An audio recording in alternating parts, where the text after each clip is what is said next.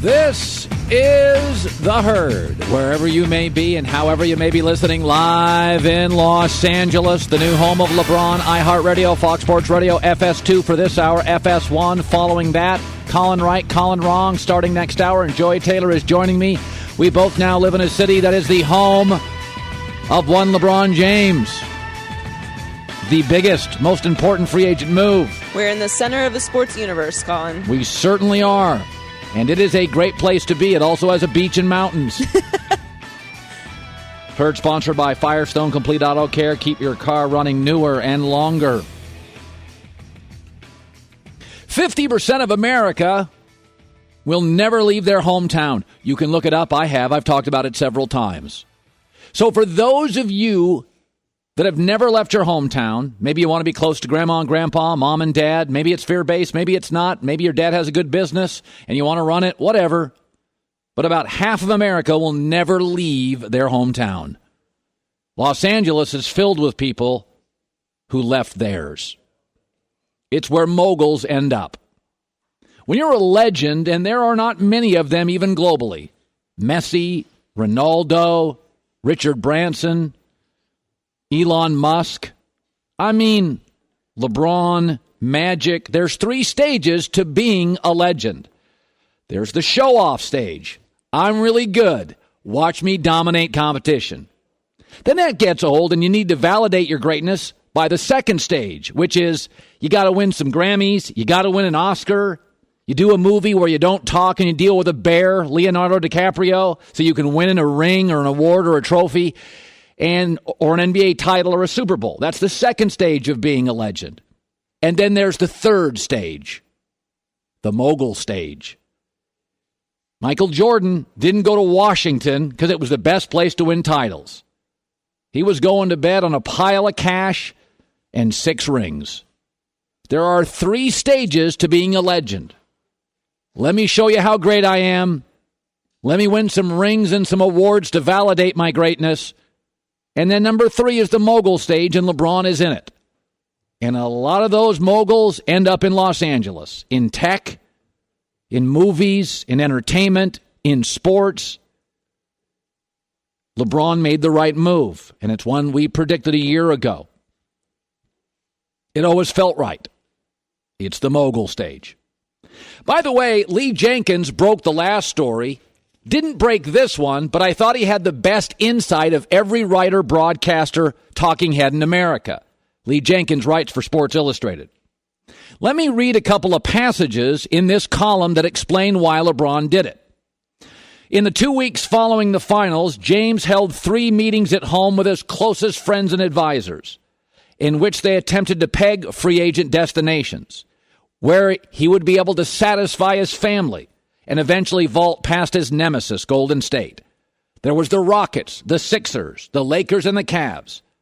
James instructed his agent, Rich Paul, to research those organizations. He was going on vacation. Then he came back. He met with Paul extensively Saturday. He planned communication with the Cavs, with the Sixers, and the Lakers. It was down to 3. This is where it gets interesting. On Sunday morning, James ate breakfast with his wife on the patio of a fancy restaurant in Brentwood. Gavin Newsom, the Democratic candidate for governor at California, stopped at their table, asked where he was headed. James kept quiet. On Sunday afternoon, James and his wife went back to Van Nuys Airport. They were flying east again, this time to Europe for a couple's trip.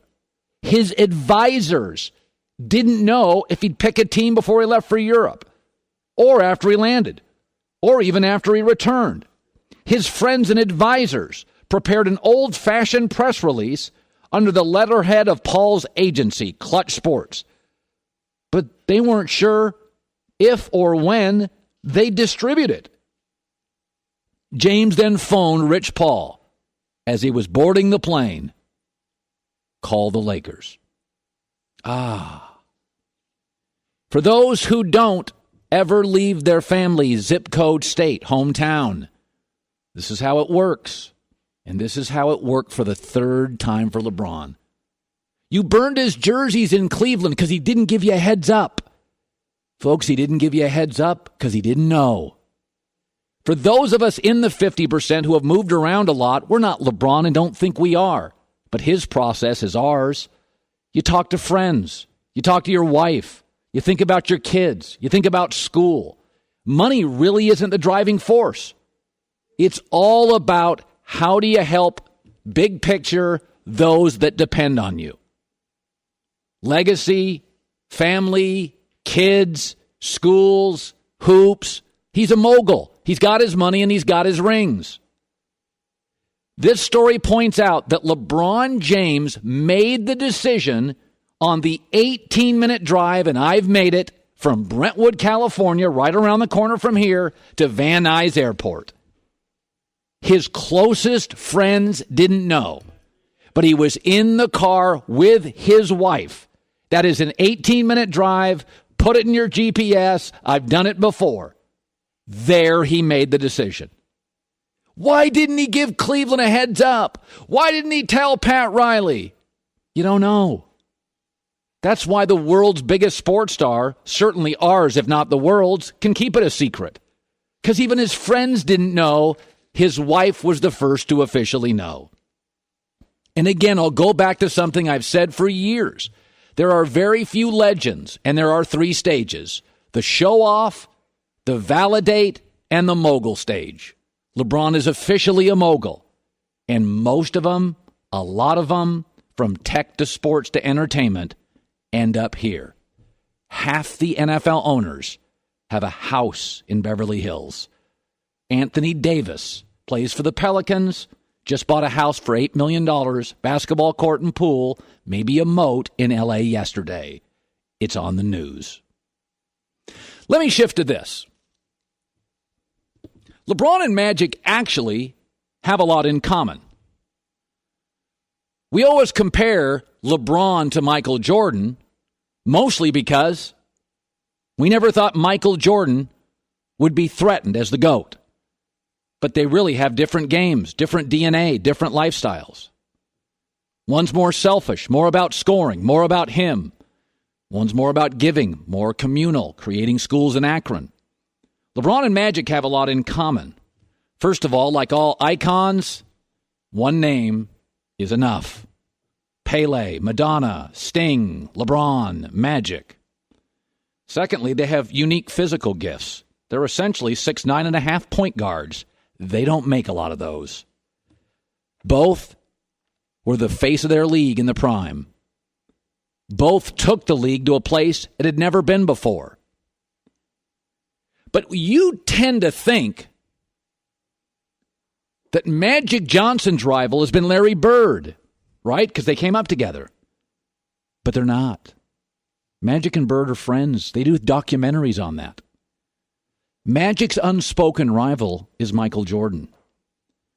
Magic's net worth is over $700 million, about half of Michael Jordan's net worth. You do get that Magic and Michael aren't friends. And Magic, and it's unspoken because he's too classy to talk about it, always felt a little slighted how the basketball world, though he'd been to 30% more finals than MJ and retired younger, was never even considered the GOAT. I've said it before on this show. If Michael's the best, boy, the gap between Michael and Magic is not that great. Go back to those Dream Team stories, the one-on-one matches they had, how they split up the teams, Michael driving one, Magic the other. Magic 9 finals, Michael 6. But yet, for a second, we've never given Magic the respect, though he elevates everybody he ever played with. And unlike Michael Jordan, he could give you 22 assists and 22 rebounds. He could play center. Michael couldn't. And we just forgot about that. Ooh, there's a new shiny toy. It's Michael. Magic who? Magic and Michael have a rivalry. So the story is that LeBron and Magic met for 3 hours Saturday night. 3 hours. You ever had a 3-hour meeting? You can serve 2 meals in a 3-hour meeting. Let me assure you what they didn't spend a lot of time on. The JaVale McGee acquisition or the Lance Stevenson one. Magic and LeBron got personal, and they talked about stuff like legacies.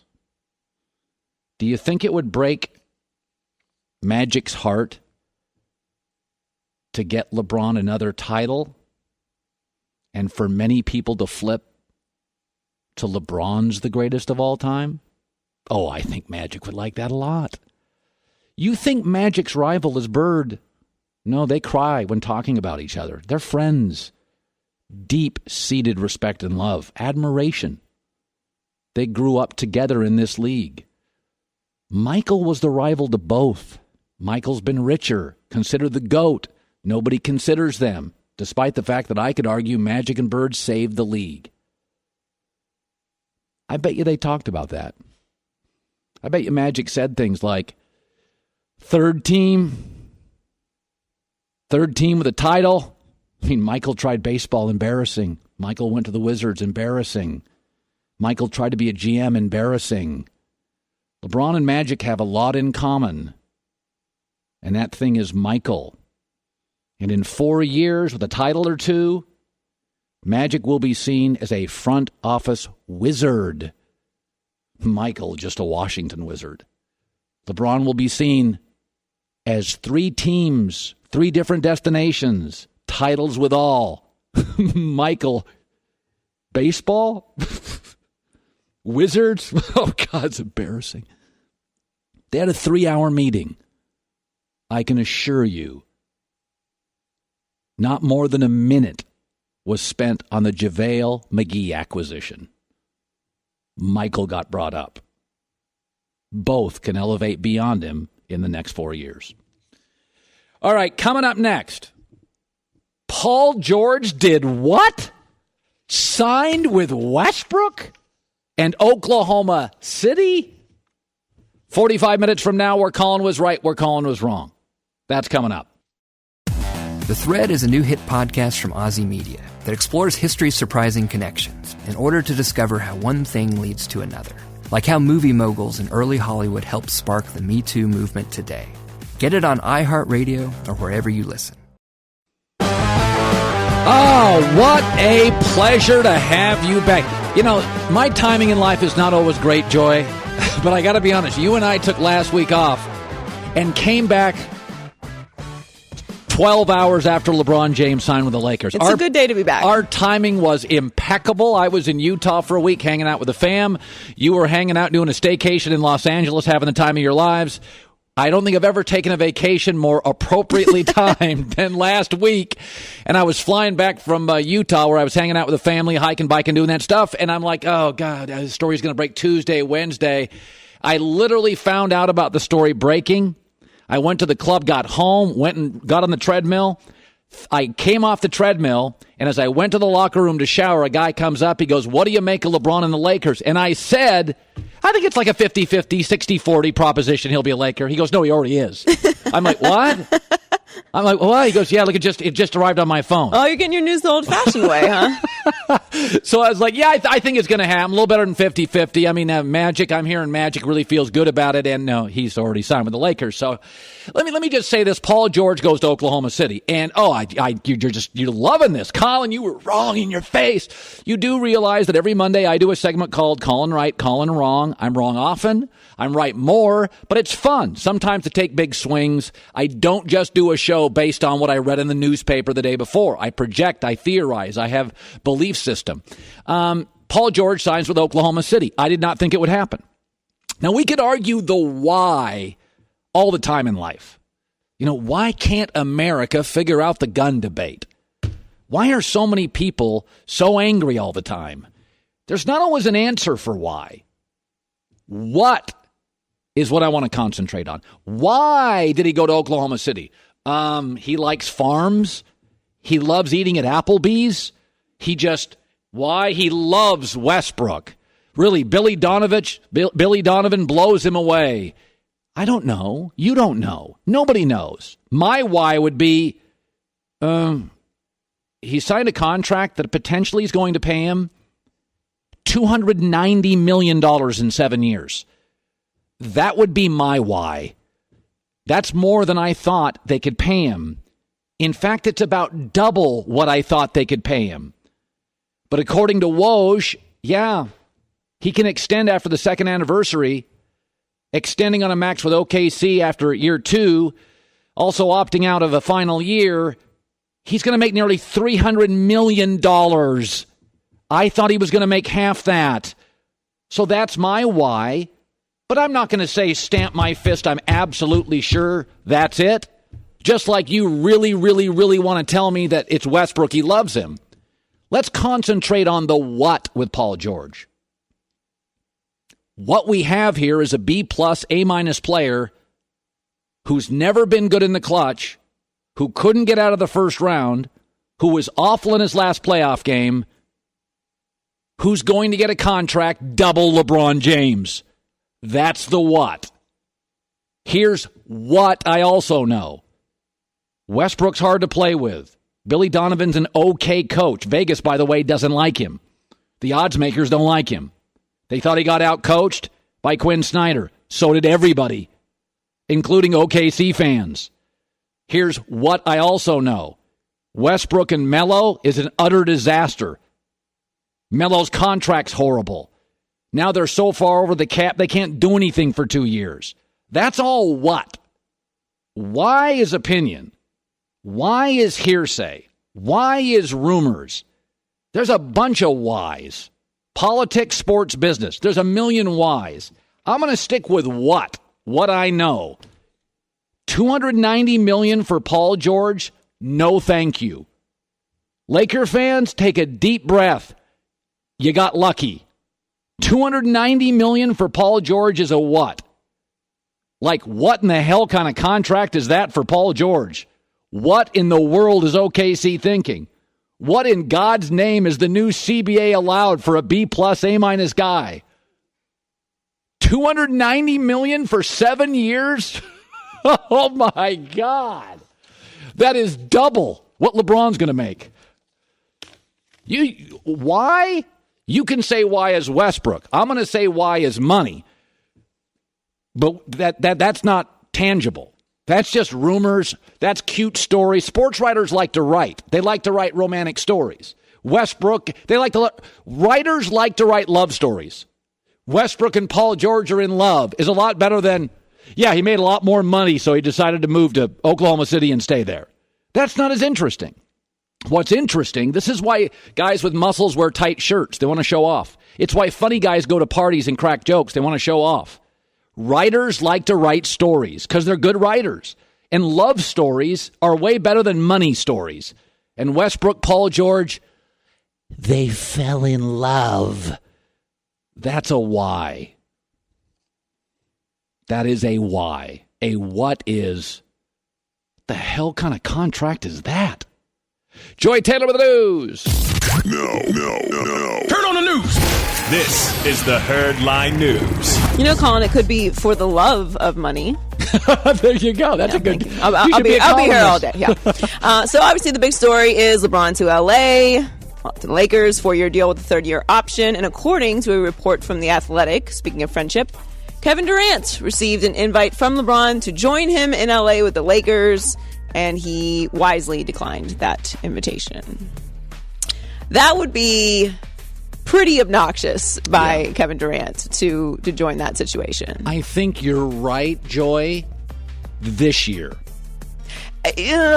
Maybe, but I just think his reputation is already in that space. I mean, I don't care. I don't think so. Go where you can win, and I don't think that the Warriors should be punished for being better. Because you've also moved, so you're comfortable with it. More mobile people are comfortable with mobility, so you've moved around the country. So you and I don't resent KD, but there are 50% of the fans who hate what he did. No, a lot of fans hate it, but I think also players and former players have issues with it because of the 3-1 deficit and joining the 7-3-9 team. But anyway, he will not be a Laker.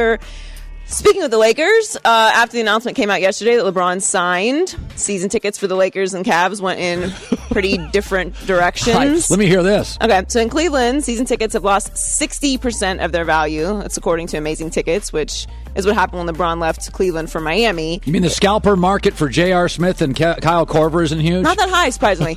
And in L.A., just minutes after the announcement, the cheapest season tickets went from $3,500 to nearly $6,000. My wife yesterday texted me, because she's still in Utah. She texted me. She goes, So this means we're never going to get Lakers seats, right?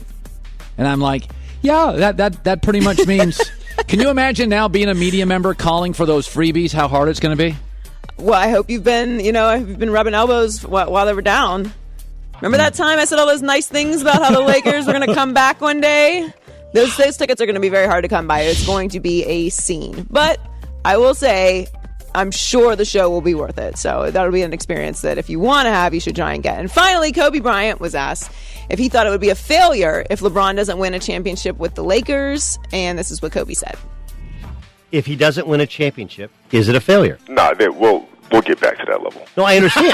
We'll get back to that I understand, level. but you still look. You got no, you listen, still. he is family now, and as a Laker, we will get back to that level. I remember Magic said it when Shaq and I first came on board. His unyielding support for us was something that we relied on heavily, and we're all going to rally around LeBron and support him just the same, man. We'll get this done.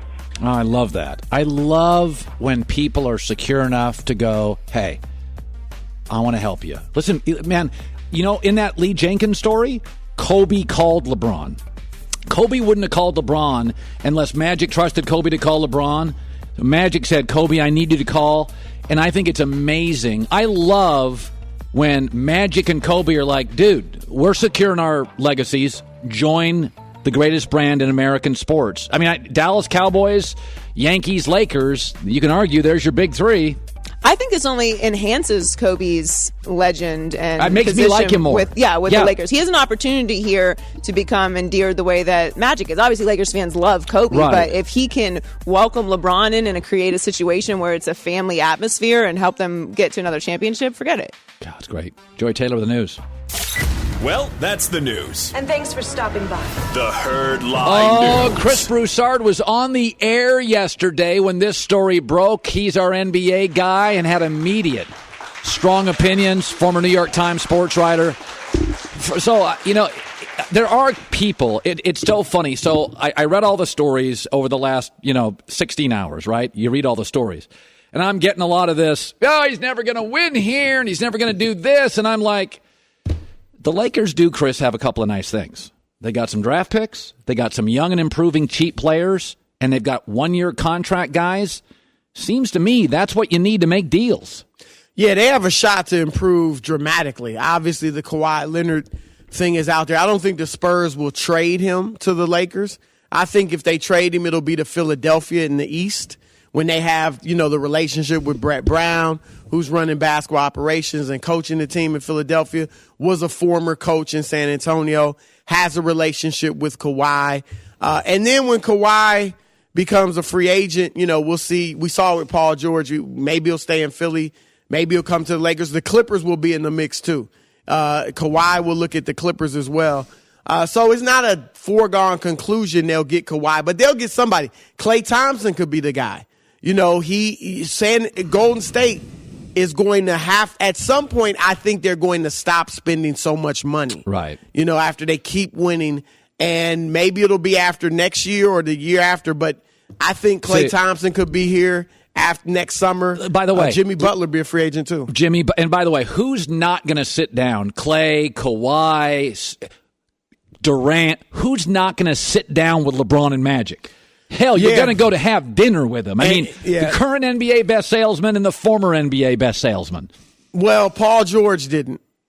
Because he loved playing with Russell Westbrook. We'll get that in a second. Before we get to that, let me go back to the Kawhi thing, because I want to say right now, and I want this everywhere in the world, I completely disagree with you and everybody on Kawhi. Okay, the Sixers have already come out and said, we're not giving you Embiid, we're not giving you Simmons. Well, of course not. Okay, and we're not giving you Markelle Fultz. The Lakers could give you either Kuzma or Brandon Ingram and a number one pick and a Josh Hart. The Lakers now can also give you expiring contracts. I think the Lakers have more. And if Kawhi comes out again, and I think he will, and says, I'm going to be a Laker, what team is going to give up any assets for that? He hasn't come out and said that. Now, from what I'm told, he wants to be in L.A. Well, it could be the Lakers or it could be the Clippers. But Stephen A. reported yesterday there is a belief he won't even play this year for the Spurs. I can't see that. He'd be crazy. His value would drop tremendously. Except for the then Lakers. It's like, do you like basketball? How are you sitting out a whole year? Now, at the end of the day, somebody would take him, but you better believe it would mess with his money. I mean, after a guy sits out 2 years to spite the classiest organization in the NBA, I don't see that happening. By the way, used to be classy until they called him out with Tony Parker and Manu Ginobili, and Pop was a bully. He wants out. Don't get me wrong. But I don't see him sitting out this season. Okay. And Markelle Fultz, maybe eventually he'll be offered. But even if they don't, Robert Covington, I'd hate to give up Dario Saric. Oh, come on. But hold on. And then they've got the Miami first-round pick, unprotected in 2021. They got some other draft picks. Their picks could be better than the Lakers because these Lakers' first-round picks are going to be low. Yeah, but the difference is you have no assurance if you give up that stuff. I don't want to give that up. He's staying. No. You don't have any. Again, I think what happened with Paul George will make teams think again about, you know what, maybe we can convince a guy about our culture. And what I'm saying, too, is don't rule out the Clippers for Kawhi. No, I'm not saying he's going there over the Lakers. I'm just saying don't rule them out. They'll be at the table. I totally agree on that. I think it's down to the Lakers and the Clippers, and I think the Clippers have about a 30% shot. I think the Lakers do have Magic and LeBron. It feels bigger. It feels more urgent. Okay. So let's just have you. You're just going to go ahead. You take out your anvil. I'll be the piece of wood that you clobber now with Paul George joining Westbrook. Go ahead. I'm just saying, I keep hearing that somewhere I'm hearing it, that nobody wants to play with Russell Westbrook. And I'm not saying he's the easiest guy to play with because he's not. But Paul George chose to play with him. He could have gotten almost just as much money with the Lakers. It's like an $8 million difference. So it wasn't about money. But let me throw this out. So you're Paul George. Paul George is a good player. I like him. We both like him. Yes. He ain't LeBron. No. And he's not Kawhi Leonard. No. Okay. So it's interesting. BigLead.com.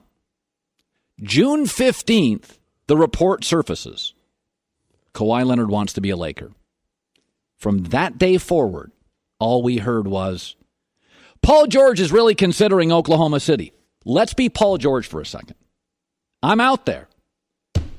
I ain't LeBron. I'm not Kawhi Leonard. Hell, Lonzo Ball gets more talk in this town, and so does Magic. Is it possible Paul George read the tea leaves? And when that Kawhi story came out, Chris, he went, I don't mind being the number 2 to Westbrook. I don't want to be the number 4. Well, 3. 3, but I mean, in terms of talking point, Magic's going to get talked about for the next year of having pulled off the free agent move of the decade. Is it possible that Paul looked at it and thought, I'd rather be a 2 than a 3 and possibly a 4? It's very possible. However, he also could have looked at now he would have been a 3, but he could have looked at going to Philadelphia or Houston, but particularly Philadelphia, because even though he may have been a 3, maybe he would have been the second or even possibly the first leading scorer. Agree. So I'm just saying, look, would I rather play with LeBron James or Westbrook? I'd rather play with LeBron James. Everybody in the world would. More players have shunned playing with LeBron than with Russell Westbrook. Kyrie Irving and now Paul George didn't want to do it. And who is shunned playing with Westbrook? Durant stayed 9 years with Westbrook. So I'm just saying. Is this what your NBA sources are telling you? No, these are facts. We can't just say that Kevin Durant left Oklahoma City because of Westbrook. Paul George literally made the decision? He did. We know one thing about Paul. Paul has said he wants to win championships. He ain't winning championships. Oh, well, not in Oklahoma. Okay, so I'm going to trust Paul on his words. Paul has said, I want to win championships. I don't think I can win them in Indy. So Paul made a decision. I'm wrong on the money then, what you're saying. Money, it's not money according to... So he made the decision it's easier to win titles in L.A. with LeBron? No. In rural Oklahoma City with Westbrook. You think that's a good decision? No. Well, here's what I said about Paul George going into the weekend when it looked like he might stay. I said if he does stay, I would be impressed because he's saying, I believe Russell and I can get it done. They can't, but he believes it. And I like that. There's something honorable about wanting to climb the mountain and not wanting a stacked team. And that's what LeBron's doing going to the Lakers. He's not going to a stacked team. So there's something honorable about that. However, I said I don't understand why in the world George would stay. LA's a better city. You're from there.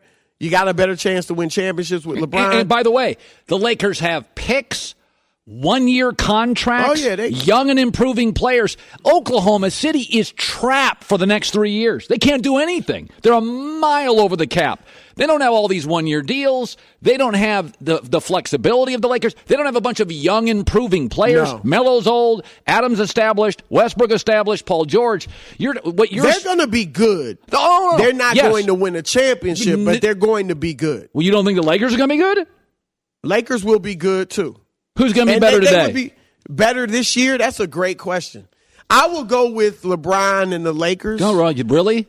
Well, it's not a guarantee. Oh, it's not. No, it's not. LeBron, this Laker team, and Paul George, their starting five of Westbrook, Paul George, Carmelo Anthony, Anthony Robertson, and Steven Adams was one of the best starting fives in the league statistically. How many balls they playing with? Because you only have to play with one with LeBron. Just saying, that five was one of the best starting fives in the league. Now, the Lakers, I'm saying they'll be better. The Lakers, what I would like to see, if they win 53 games and have home court advantage in the first round, if this is the team they go to battle with, and maybe Julius Randle, then that would be impressive. And LeBron actually may have a better chance of winning an MVP award this upcoming season I can't even believe he has in the past. I cannot. Okay, stick around here. I cannot believe what you're saying. You don't think Oklahoma City's going to be fighting for home court advantage? Carmelo's off a cliff. Westbrook wears down because of his playing style. By the playoffs, he's done. We've seen it 2 years in a row. Roberson can't shoot. Steven Adams can't shoot. And Paul George has never been good in the clutch. I'm saying they're going to be in the fight for home court advantage. You're dissing OKC. Okay, just stick around. Chris Broussard next, The Herd. When shopping for car insurance, consider Geico has been saving people money on it for 75 years. Go to geico.com. After 75 years, they know what they're doing. Chris Broussard is joining me. LeBron is a Laker. First of all, the whole Paul George thing is mystifying because the Thunder won one more game with Paul George than they did than the year before without Paul George. So I still think there's major questions if Melo, Paul George, and Westbrook can get along. I watched them against Utah. Apparently that just disappeared into the ether. Westbrook was arguing with fans. It was a mess. But be that as it may, let's talk about LeBron and joining the Lakers. So according to the story, they met for 3 hours. Okay, Chris, have you ever been in a 3-hour meeting? That is a long meeting. That has several water breaks, a meal served. You can leave to take phone calls. 3 hours is a long meeting. Well, I'm sure it was just a comfortable conversation. For 3 hours? Yeah. I mean, like you said, maybe there was food, perhaps. With Magic Johnson, you could easily sit there and just talk with him. So what do you think? And LeBron's a gregarious personality himself. Like, I'm sure it was, I bet you that 3 hours went by like that. I'm guaranteeing you that. From the Lee Jenkins story, it looks like LeBron didn't make his mind up until he drove from Brentwood to Van Nuys with his wife. Then he called his friends. They didn't know. The Rich Pauls, the Maverick Carters. The story now is they didn't know. I was told that LeBron was leaning that way. Leaning L.A., but he hadn't made his decision up until, recently, like this weekend. So it wasn't a done deal like some people think. Clearly, he wanted to go, his family situation. I'm sure they talked about it at length on their vacation before he came back to L.A. But what I was told from people close to LeBron, he did not make a decision. He was leaning L.A., but wasn't sure. What do you make of Kobe calling LeBron? I thought it was big of him. I think it shows a great deal of security. We've always felt like Magic is the Lakers. A lot of us, myself included, felt like Kobe was sort of Kobe, and he was a Laker. But like Kareem, he's a little bit of a solo act and isolated personality. I loved that Kobe came in and put his arms around it. Do you think that's just PR, or do you buy it? You know what? I buy it. There are a lot of people that think Kobe might be salty and all that, but Kobe has been such an impressive transition to retirement. Right? I think Kobe, as he wins an Oscar. Yep. There's something. Oh, he's doing that detailed thing, which I haven't watched, but I've heard it's great. Yep. And he just seems so comfortable in his own skin. And you're right. This LeBron, the way he's embracing LeBron, just adds to it. And I couldn't be more impressed with the way Kobe's transitioned to retirement. A lot of people thought he was so tunnel vision when he played. It was so much all basketball that when he was done, he was going to have trouble. And he clearly has it. And you're right. I thought Joy made a great point the last segment when she said that Kobe really has a chance to enhance his reputation even more in Los Angeles. If he becomes like, along with Magic, kind of a mentor or big brother kind of to LeBron, that type of thing, I think that would work wonders. He's already obviously popular, but that would just take him to an even higher level. I'm going to throw this at you. You know, I am very cynical when it comes to stories that break. My theory is there's a reason why stories break. Report: Lonzo Ball has a torn left meniscus, diagnosed at the end of the season. How interesting that it's now breaking and was leaked over the last couple of days. That is interesting, and I have a theory on that. Is LeVar Ball leaked it to scare off other teams because LeVar Ball knows now? Oh, LeBron has led his last 14 years in assists. They don't need Lonzo. And I think this is leaked to scare off other teams that say, nope, I got enough questions about Lonzo. I got his dad question. Now I got his health question. That story broke. It was leaked to scare off a trade.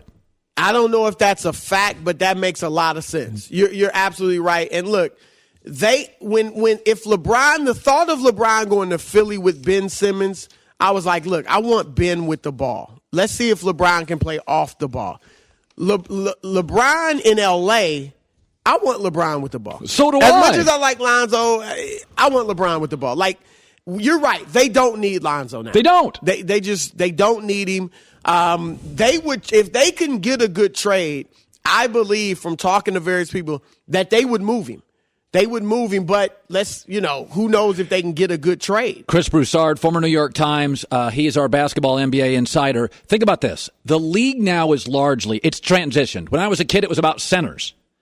But the league now is about wings who can shoot and wings who can defend wings who can shoot. I got Brandon Ingram. I got Kuzma. Now I got KCP. Yep. I got LeBron. Mo Wagner. I don't say that to be funny. He can shoot. He's going to get open looks. Mo Wagner could be like a taller Kyle Korver for LeBron. Seriously. Okay. And I got Lance Stevenson, who can defend on the wing. So the Lakers now have a bunch of wings who can shoot and wings that can defend. Lonzo doesn't qualify as that. I think he's incredibly tradable now. A couple things need to happen with Lonzo, and I think he's a good kid, and these can happen. He needs to put in major work. There are some that say he has not exhibited the greatest work ethic. I've heard that. Okay, yeah. That's out there. So he needs to show them by putting in major work on the jump shot, on the defense, and everything else. Because he did defend well last year as a team defender. Yeah. But show them your work ethic, okay? That's one thing. And then LeVar needs to tone it down. And I actually think LeVar will. Because I think he's smart enough to say, look, things, like the way things, I don't want him to totally fade into the background.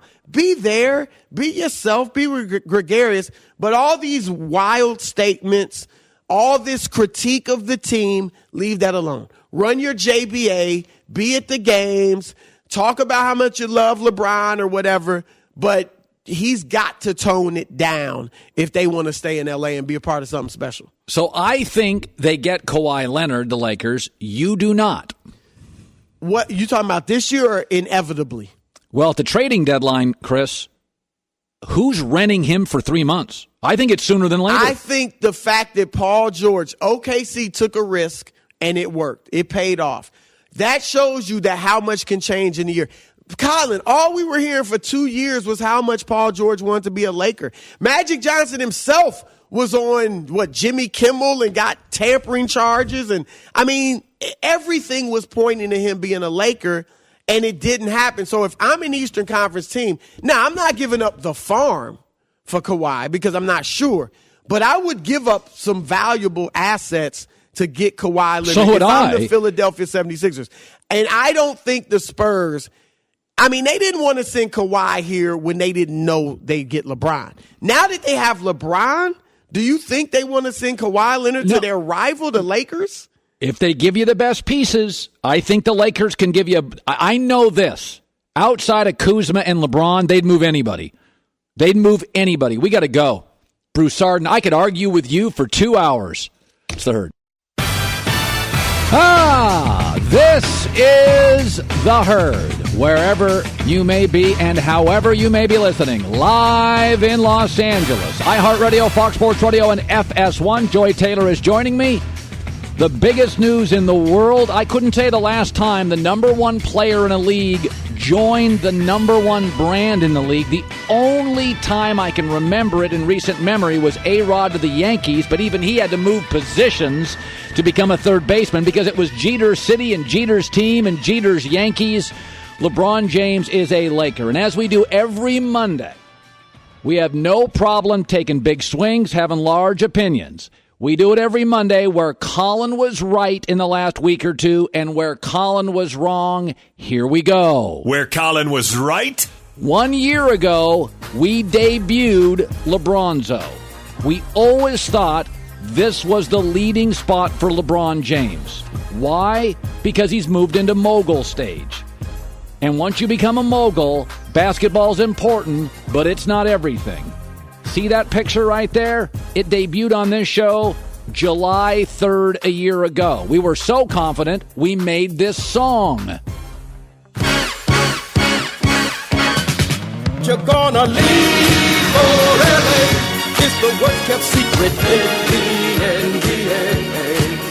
Colin Cowherd knows, even my digits know, they're getting ready for LeBron's zone. So go ahead and book your flight to LA. We all know you wish you could leave today. You can stop the team from being so bad if you could put up LeBron's zone. Yep.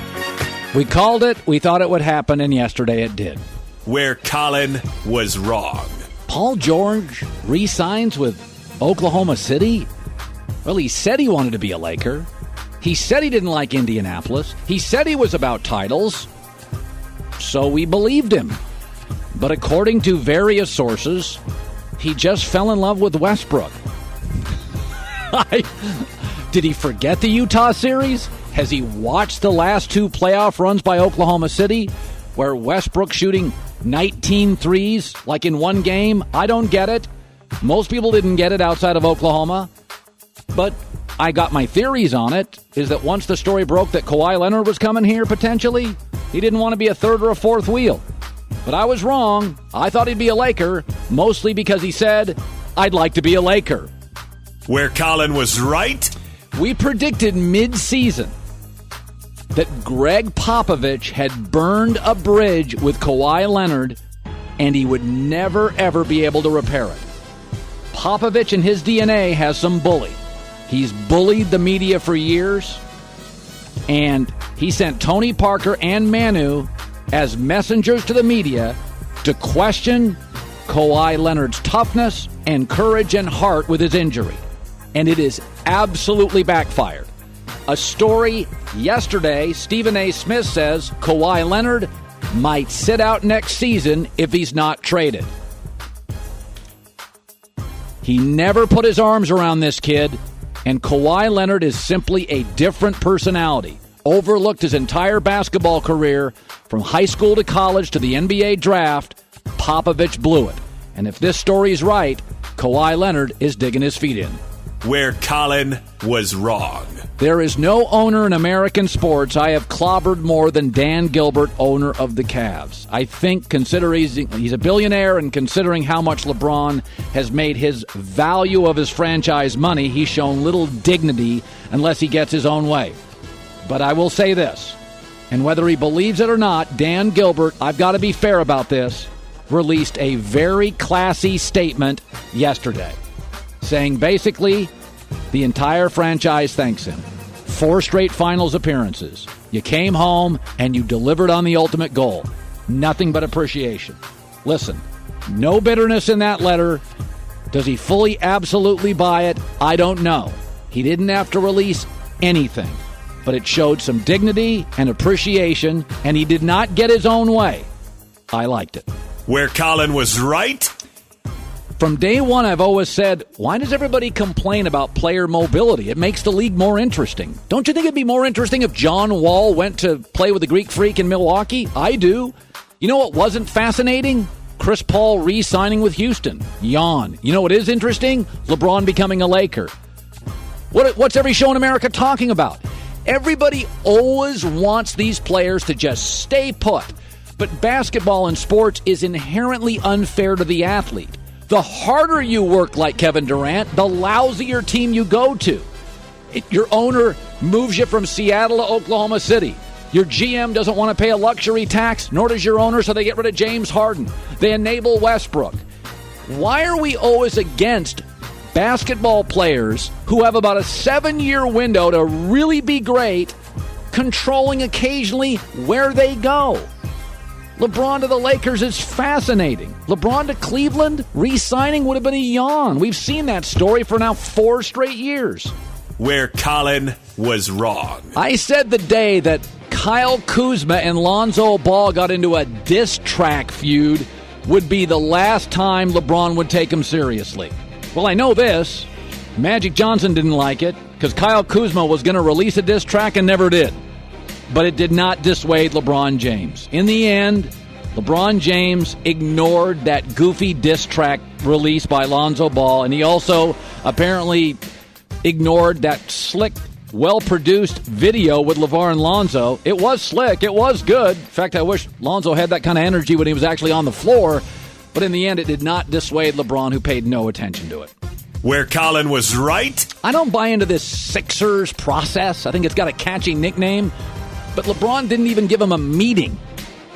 And if he did, they still don't have a general manager. Like, I know everybody loves when anything has a catchy name. The Process in Philadelphia. Markelle Fultz is a bust. They've whiffed on about 6 centers. Joel Embiid played 64 games. And do you know what Ben Simmons has done all offseason? I just read it yesterday on TMZ. He's buying a pad in Beverly Hills with he and his girlfriend, Kendall Jenner. The Process is starting to sound like the enigma, the headache, the not paying attention. They didn't even get LeBron on the phone. Just because something has a catchy nickname, the Celtics rebuild, it's just called It's Working. It's not called The Process. Where Colin was wrong. Houston re-signed Chris Paul to a max deal. Yeah, I thought they'd play a little hardball. Chris Paul last 4 years, playing fewer games every year. Chris Paul, who I love, getting hurt in the playoffs. And Houston went all in. Daryl Morey's smart. I like Chris Paul a lot. I've been defending him for years. But I thought they'd play a little more hardball, and they did not. I was wrong. Where Colin was right? One of the reasons that we thought Jeannie Buss made the right move getting rid of her brother and Mitch Kupchak and putting Magic Johnson and Rob Pelinka in charge, I said, I don't know if Magic Johnson's going to be great with international scouting, but the league has changed. It's about landing Kevin Durant, LeBron James, and stars. And Magic, if you've ever been in a room with him, and I have a couple of times, he has got a magnetic likability that is hard to explain. Kareem was a great player, but he's kind of quiet. And Shaq is a great player, but there's just something about Magic's personality.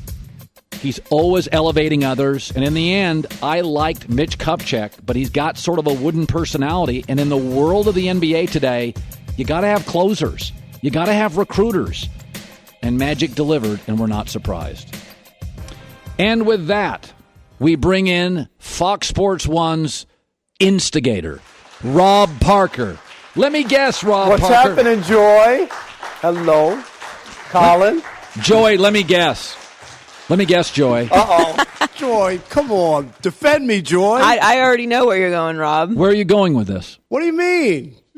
You're the one. Is there any room behind that desk with the pom-poms you got?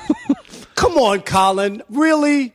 Really? Yeah. You think this is good for the NBA? I think it's absolutely amazing. I just think here we go again. This is what we've been. This is LeBron's NBA, and you know what? I'm glad Paul George didn't come because it's the second star that has rebuffed LeBron James and basically said they're not going to be a part of it. Kyrie Irving did it. Everybody gave him grief for leaving the greatest player on earth, and he went to Boston before his injury. That team had turned around.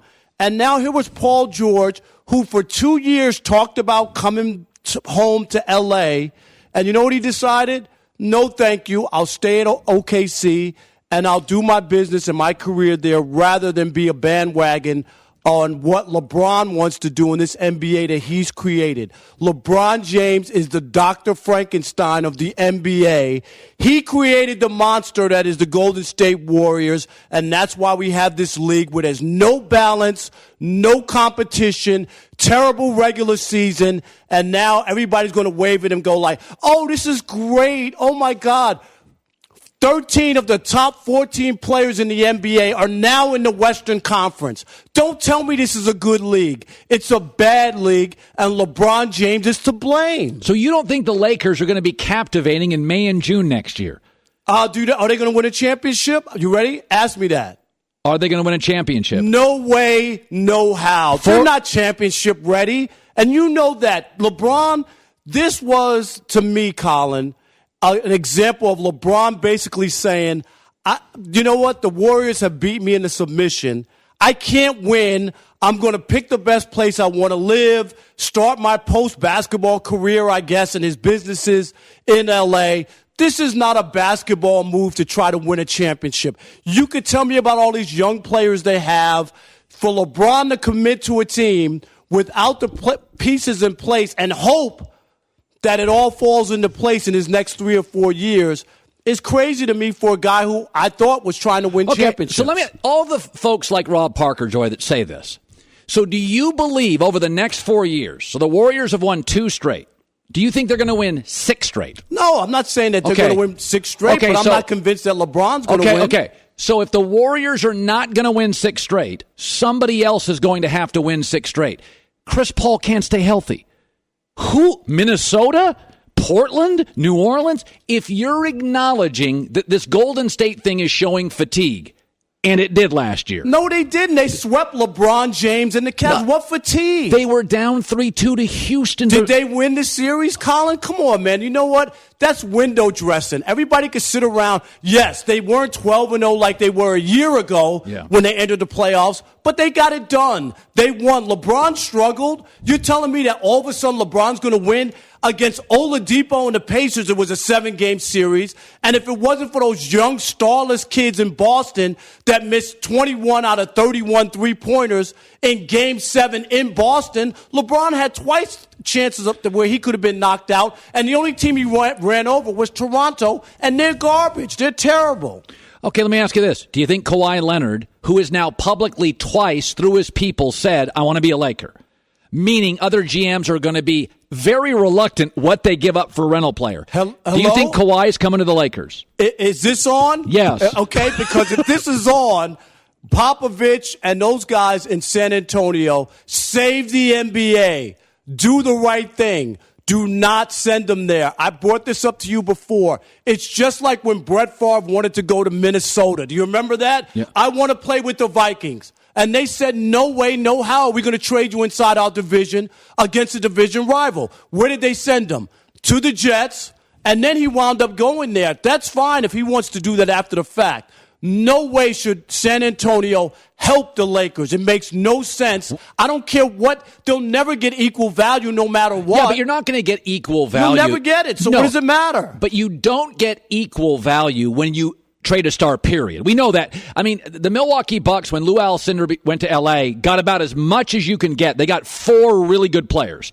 You never get equal value. When Shaq went to Miami, it was a series of Brian Grant, Caron Butler, nice Lamar Odom-like level kind of guys, right? But they weren't superstar guys that lead you to titles. The bottom line is the Lakers right now can give the most. They got 1-year deals, draft picks, improving young players. They are nimble. They got a bunch of stuff. Yeah, but it also impacts the Spurs as you go forward. It's not just about LeBron's 4 years. You're setting up the Lakers with Kawhi Leonard for the next 10 years. I just don't understand why you would do that to yourself. Because I think it doesn't make any sense. When I go through a divorce, it's painful either way. What I'm going to try to do is protect myself and elevate myself as much as I can. So if the Lakers give me more than the Sixers, I don't like him going to the Lakers, but at least they're giving me good players and good assets. I get that, but I'm just saying, if I'm the Spurs, I would play hardball. I would look for the best available deal. I would send him to the East, and then if he wants to find his way back here for less money, then that's fine, but I'm not helping him. It's just like, you know what, like today with all the fake Laker fans, who the same thing. They hated LeBron all these years. Oh, Kobe's the greatest. Kobe should be the GOAT. And now today they're running out and buying LeBron jerseys and tickets. You know, I haven't seen this much hysteria over anything since they released seats for the Titanic. Because that's really what this is. Everybody's all worked up. They're not winning a championship, Colin. You want to guarantee me they win a championship over the next 3 years? I'm not going to guarantee. Why not? They got LeBron. I'm not guaranteeing I'm going to be here by Wednesday. I could end up getting into a. Don't say that. Don't put that in the atmosphere. No, I think you people are crazy.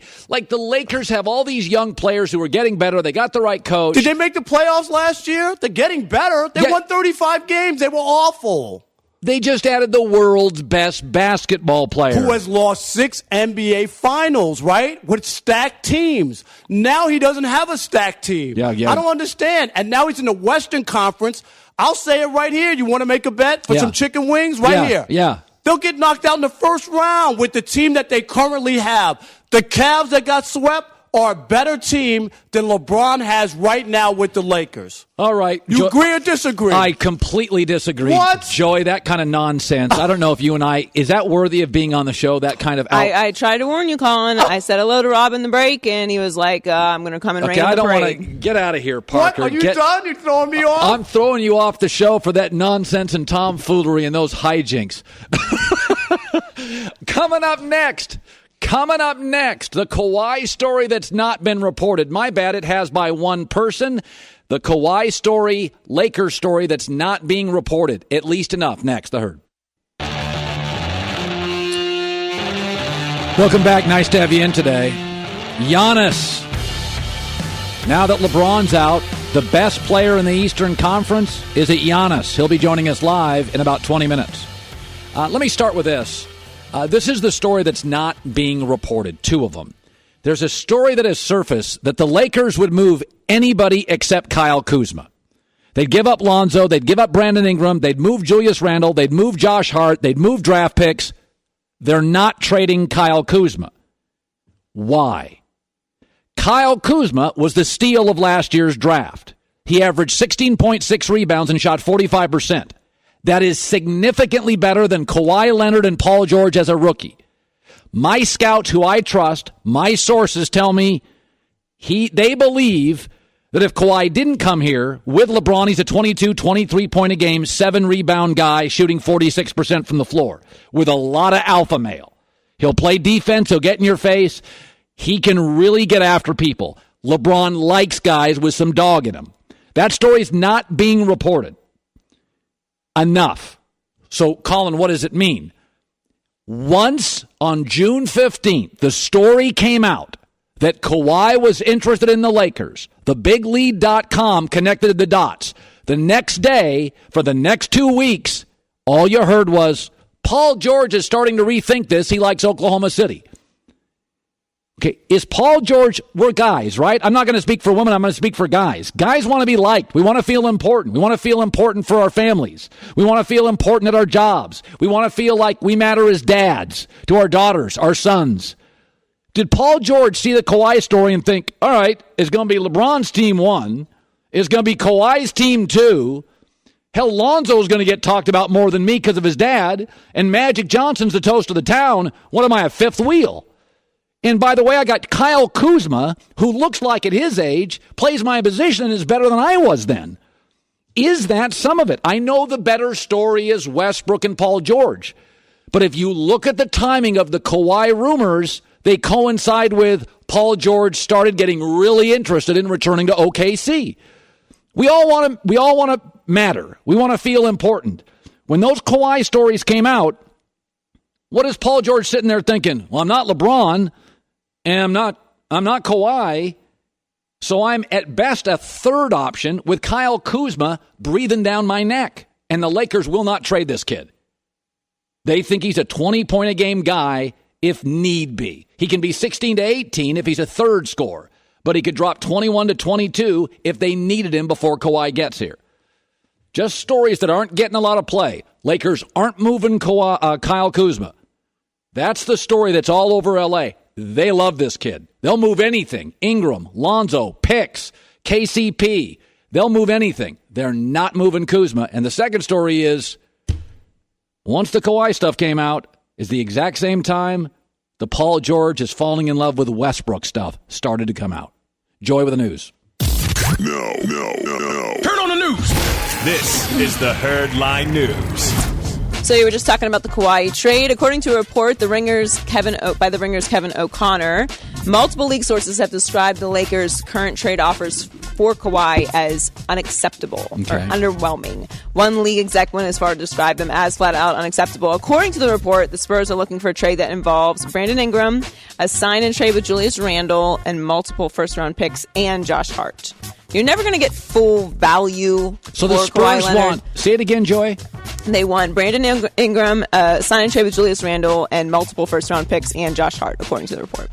I don't think that's that far. I think the Lakers would give up most of that stuff. I don't think they'd want to give up multiple number ones, and I do know they like Josh Hart.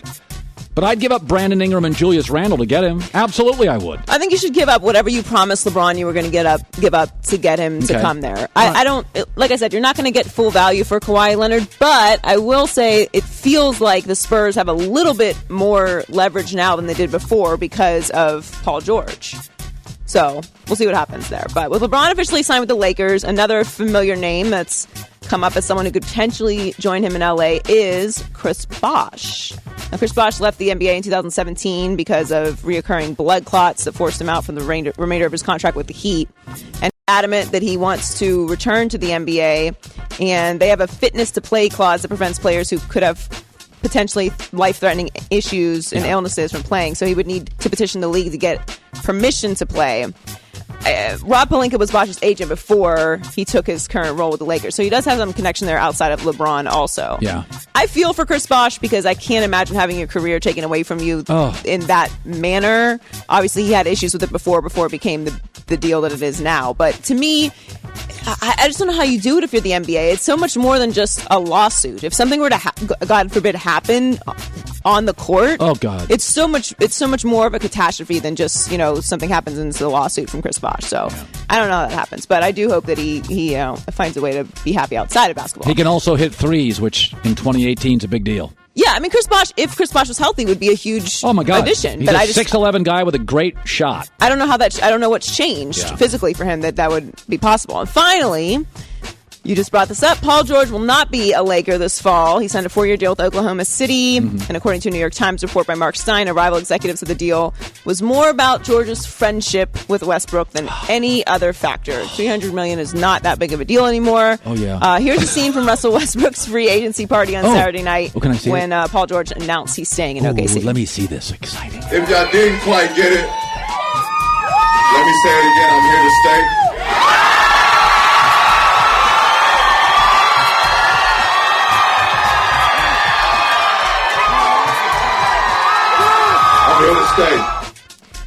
Look, I gave him the third option. You actually put it even further. He would probably be like the fifth or sixth option in LA, not just on the court, but you have to think about taxes. People don't take into consideration the amount of taxes that he's going to have to give up. There's a huge difference from 5% to 13% in LA. Like people don't keep that in perspective. Like, oh, well, you could get endorsements. Not when you have LeBron and you have Kobe and you have Magic and you have Lonzo and you have Kuzma and you could potentially have Kawhi. I think once the Kawhi story broke, Joy, he felt like I'm going to be a third offensive option and I'm going to get overwhelmed by LeBron, Magic, Kawhi. Lonzo is still a big talking point in the city. Kobe's now coming back. I just think, listen, everybody wants to feel important, and I think Oklahoma City in the recruiting process made him feel really, really important. Yeah, good for them. And, once the season's over, $300 million will buy you plenty of, private planes back and forth to LA or wherever else you want to go. So, yeah. Joy with the news. Well, that's the news. And thanks for stopping by. The Herd Lie News. Giannis will be joining us in about 10, 15 minutes. And he now is the best player in the Eastern Conference. I love Ben Simmons, but I would say as a refined, polished product, Giannis is the best player now in the East with LeBron leaving. Statistically, he will be. Let me just say this. I listened to 4 different shows driving in today, and I hear this constant narrative. It's a chorus now. Well, the Lakers won't be that good.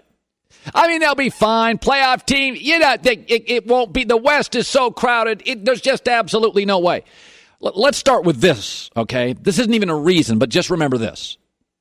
Las Vegas had LeBron going to Los Angeles as an overwhelming favorite. And every fan and every blogger said it wasn't going to happen. Vegas knows. By the way, Vegas now, the odds are out. LeBron's Lakers will be the third best team in the league. Nothing against bloggers and fans on Twitter, but Vegas tends to be a little more accurate than any of you. This is, by the way, what I think the league will look like next year. Golden State will be the best team. Boston will meet them in the finals. Then it will be the Lakers, Houston, and Philadelphia. Let me give you 4 reasons why I think the Lakers are going to work next year and be really good. Number 1 is they've got a cast of young players all getting better. This is not a bunch of old guys who have topped out. They're young. They won 35 games last year in the West, and that's with Lonzo missing 30 games and Brandon Ingram missing 23. Chances are they'll be a healthier team. That's number 1. Secondly, is Golden State and Houston are veteran teams. They're going to mail in the regular season. Harden's got his MVP. Chris Paul's coming off an injury. Houston is not wasting their energy for the regular season. We saw last year Golden State didn't. That will create openings for the Lakers to get a better seed. Number 3 is the Spurs have a Kawhi mess on their hands. It's fluid. It is ugly. They are going to lose eventually this year their best basketball player. And then it will be up to Popovich to bring in a group of new parts to rebuild it. But they won't be good next year once Kawhi is gone. And this may be such a distraction, it will affect them this year. And number 4, it's sort of a big deal. LeBron's still the best basketball player in the world. And something to really remember about this. Because of his size, 6'9", 260, LeBron has aged well. And he plays and endures regular seasons well. He doesn't look tired in the first round like Westbrook. He doesn't look worn out in the second round or the conference finals like Harden. LeBron, the man upstairs, maybe man or woman upstairs, gave him the DNA to endure 80 games and 20 playoff games. Now, that doesn't mean he's going to beat a Golden State dynasty in the finals. We're talking about the best, most durable athlete in the history of sports. Brady got hurt. Michael Jordan missed a season. Peyton Manning had 4 surgeries. This is the most durable professional athlete ever. He's joining a young team that was injury-riddled last year and won 35 games in the West despite that. Golden State and Houston are veterans-laden teams that will rest starters a lot. They got nothing to prove in the regular season. They've both proven they can win on the road in the playoffs. And the Spurs have a complete and utter dysfunctional mess with Kawhi Leonard. This is going to be a good team. Vegas has them 3rd. That's about where I have them. as a third seed, second seed in the West with the best basketball player. The only drawback to LeBron, which I think could slow their growth, because I don't think they'll win a title next year. LeBron at this stage, Joey, doesn't practice a ton. He doesn't like to. LeBron will tell you he's not going to waste his minutes and his legs on practice. LeBron will show up, not play Summer League, not play preseason, take some days off, take a lot of practices off. They will grow as a unit during the regular season games. So they're not going to be great in the first week. They're not going to start out 10-0. They're not going to start out 15-1. It'll be a slow, gradual process where the young players watch, listen, and learn from LeBron. But by the trading deadline, when they probably have Kawhi, they're going to be really, really good. Sports fans going to have to be patient. It's not our greatest asset. Giannis around the corner next. Catch Mike Trout, Aaron Judge, Bryce Harper, and baseball's biggest stars for an unforgettable show from the nation's capital, the MLB All-Star Game, July 17th, only on Fox, or stream it live on the Fox Sports app. Giannis Antetokounmpo is, right now, the best player in the Eastern Conference. LeBron is left for Los Angeles. I like Ben Simmons and Joel Embiid. I don't like him as much as Giannis, although I do think Ben Simmons is amazing, and I liked him a lot more when he wasn't hanging out in L.A. with Kendall Jenner. Giannis last year averaged 27 points. In fact, he's the first player to finish top 20 in points, rebounds, steals, assists, and blocks, and he is joining us live now on the cover of NBA 2K19. Let me start with this. Skip Bayless this morning, Giannis, said you are not the best player in the East, that Joel Embiid is. How does that sit with you? Obviously, it doesn't sit well with me, but I use that as motivation. I know things like that's going to happen, during the year or during the off season, but, that just gives some extra fuel in the fire, and I'm going to do whatever it takes, to help my team win, to improve and come back stronger and prove everybody wrong. By the way, my top 10 last year had you number 7. You went to social media and laughed at me. When you look at this list, do you think you're number 1? Do you think you're better? Where do you think you should be? To be honest with you, when I look at this list, I don't think I'm number 1. No, when you have great players like LeBron James, Kevin Durant, Anthony Davis, Steph Curry, James Harden, and Kawhi, healthy Kawhi. They're obviously great, but I think I'm higher than 7. Or you can switch Ben Simmons with me, put him on 7, and I should go 5. Okay. So you just think I was a little in love with Ben. You have a problem with my Ben Simmons infatuation, is what you have a problem with? Yeah, a little bit. Yeah. Okay. Show me some love too. Okay. No, I love you. I have you on my show. I love you. Let me say this. LeBron goes to the Lakers. As a basketball fan, do you like it? I was like Stephen A.Smith says it. I was shocked. Okay, but he took a decision that I thought he was better for his basketball future and his family future. And who am I to judge it? He's the best player in the world right now. So who am I to judge? Would you ever leave Milwaukee if the Lakers came calling? To be honest with you, no way. How come? I like finishing the stuff that I have in it with Milwaukee. My goal is to win in Milwaukee, bring a championship in the city, and make the team a lot better. So I will never leave for LA. Do you think it's selling out, Giannis, when Kevin Durant joins a loaded team? Does that bother you, that kind of player mobility? No, it doesn't bother me. They can do whatever they want to do. I don't know the behind-the-scenes stuff, so I can't judge every situation. KD thought it was the right move to Golden State, so he did it. I think the right move for me is to stay in Milwaukee, so that's what I'm going to do. You are 60 Minutes profiled you. You are considered athletically a rare all-time player. And many of the great NBA players all-time, Kevin Durant's a 7-footer who shoots like a guard. LeBron's a 6'9.5" forward who handles the ball like a point guard. it's interesting when I hear your story, you kind of jumped onto the scene. Are you surprised at all is how good and how dominant you've become at such an early age in the world's best basketball league? Yeah, I'm definitely surprised. Growing up, I never expected this to happen. But, I thought when I came to the league, I took it a lot serious.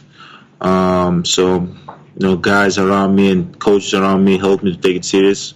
Especially Jason Kidd told me that I can be one of the best players to ever play the game. So he believed in me. So I believed in myself even more. And that's when I started taking things more serious. And I set that goal for me. I said I'm going to keep working hard till I become the best. I see Ben Simmons this offseason's out with Kendall Jenner and Beverly Hills, and they're going to buy a house. I read that and Joel Embiid's a funny guy, and he's doing a bunch of stuff. And here you are, Giannis. I don't see you in the news. You kind of keep a low profile. Do you do that on purpose? Is that your personality? Because I don't see it all the cool parties. Colin, that's my personality. That's who I am. I like to keep it that way. I'm not out here playing basketball for attention. I play basketball because I love basketball. I'm playing basketball because I want to be the best. I play basketball because I want to help my team be better. By asking for attention, I don't think that helps my team. Doesn't help my situation, and doesn't make me better player. I think that's the wrong approach young players have taken. Young players. I'm 23. I'm young still, but I think that's what wrong young players do now. They play basketball for attention. They ask for attention, and that's not who I am. That's why I love Milwaukee. It's a low-profile city. I'm a low-profile guy. We fit together. God, I love hearing that. That's my kind of guy. I'm boring, too. We can be boring together. I go to bed at 9 o'clock. I literally am the most boring guy. I don't go to parties. I had cereal for breakfast. I'm the most boring sportscaster in the world. I like that you literally, I like Milwaukee. I'm not out for the parties. But let's be honest, though. You're getting a lot of attention now. How do I know all this attention's not going to change you? Colin, to be honest with you, and this is more of basketball. The way I grew up, how tough I grew up in the situation I was around when I was younger. When I got in the league, I could already change because I grew up from nothing and I started taking millions of dollars. You don't see me posting about cars, houses, being in parties, or posting stuff that I'm the best player in the world. I don't do that. I don't think other things, parties, going to change me or the attention is going to change me because it could already change me earlier with having all this money, signing in a multi-million dollars deal with Nike or with the Bucks. That could have changed me, and I haven't changed, so I don't think I'm going to change. I have great people around me that help me with that. I live in the same apartment with my mom, with my little brother, my girlfriend, and that's who we are. I don't have a big ass. Sorry for my language. I don't have a big home. I don't have cars. I got a car for my dad. When he came and moved in with me, and that's the car I have. That's the car I'm driving, and if I get a free car, that's great. If I don't, it's cool. But that's who I am as a person, and that's not going to change. God, I love hearing that. He is the first international player to appear on the cover of NBA 2K. By the way, you have a big-ass house. I'm okay with that. I'll say it. I'm older than you. I can get away with that little mistake there, and you're a really good guy. You're an amazing player. And if anybody just watched and listened to you and they don't like Giannis, you don't get it. Because you have an incredible future. I wish you the best. By the way, let's put that up. Let's put up my top 10 again. I will take it under advisement and consideration to flip you and Ben Simmons. I think that's only fair. Okay, Sam, you know what? I got a little ahead of myself. Let's put Giannis 5 and Simmons 7. The Kendall Jenner thing is turning me off, and this interview is working for me.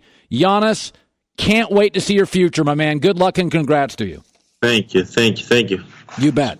He will be the first international player on the cover of NBA 2K. God, he's likable. Yeah, and he doesn't have a big-ass house.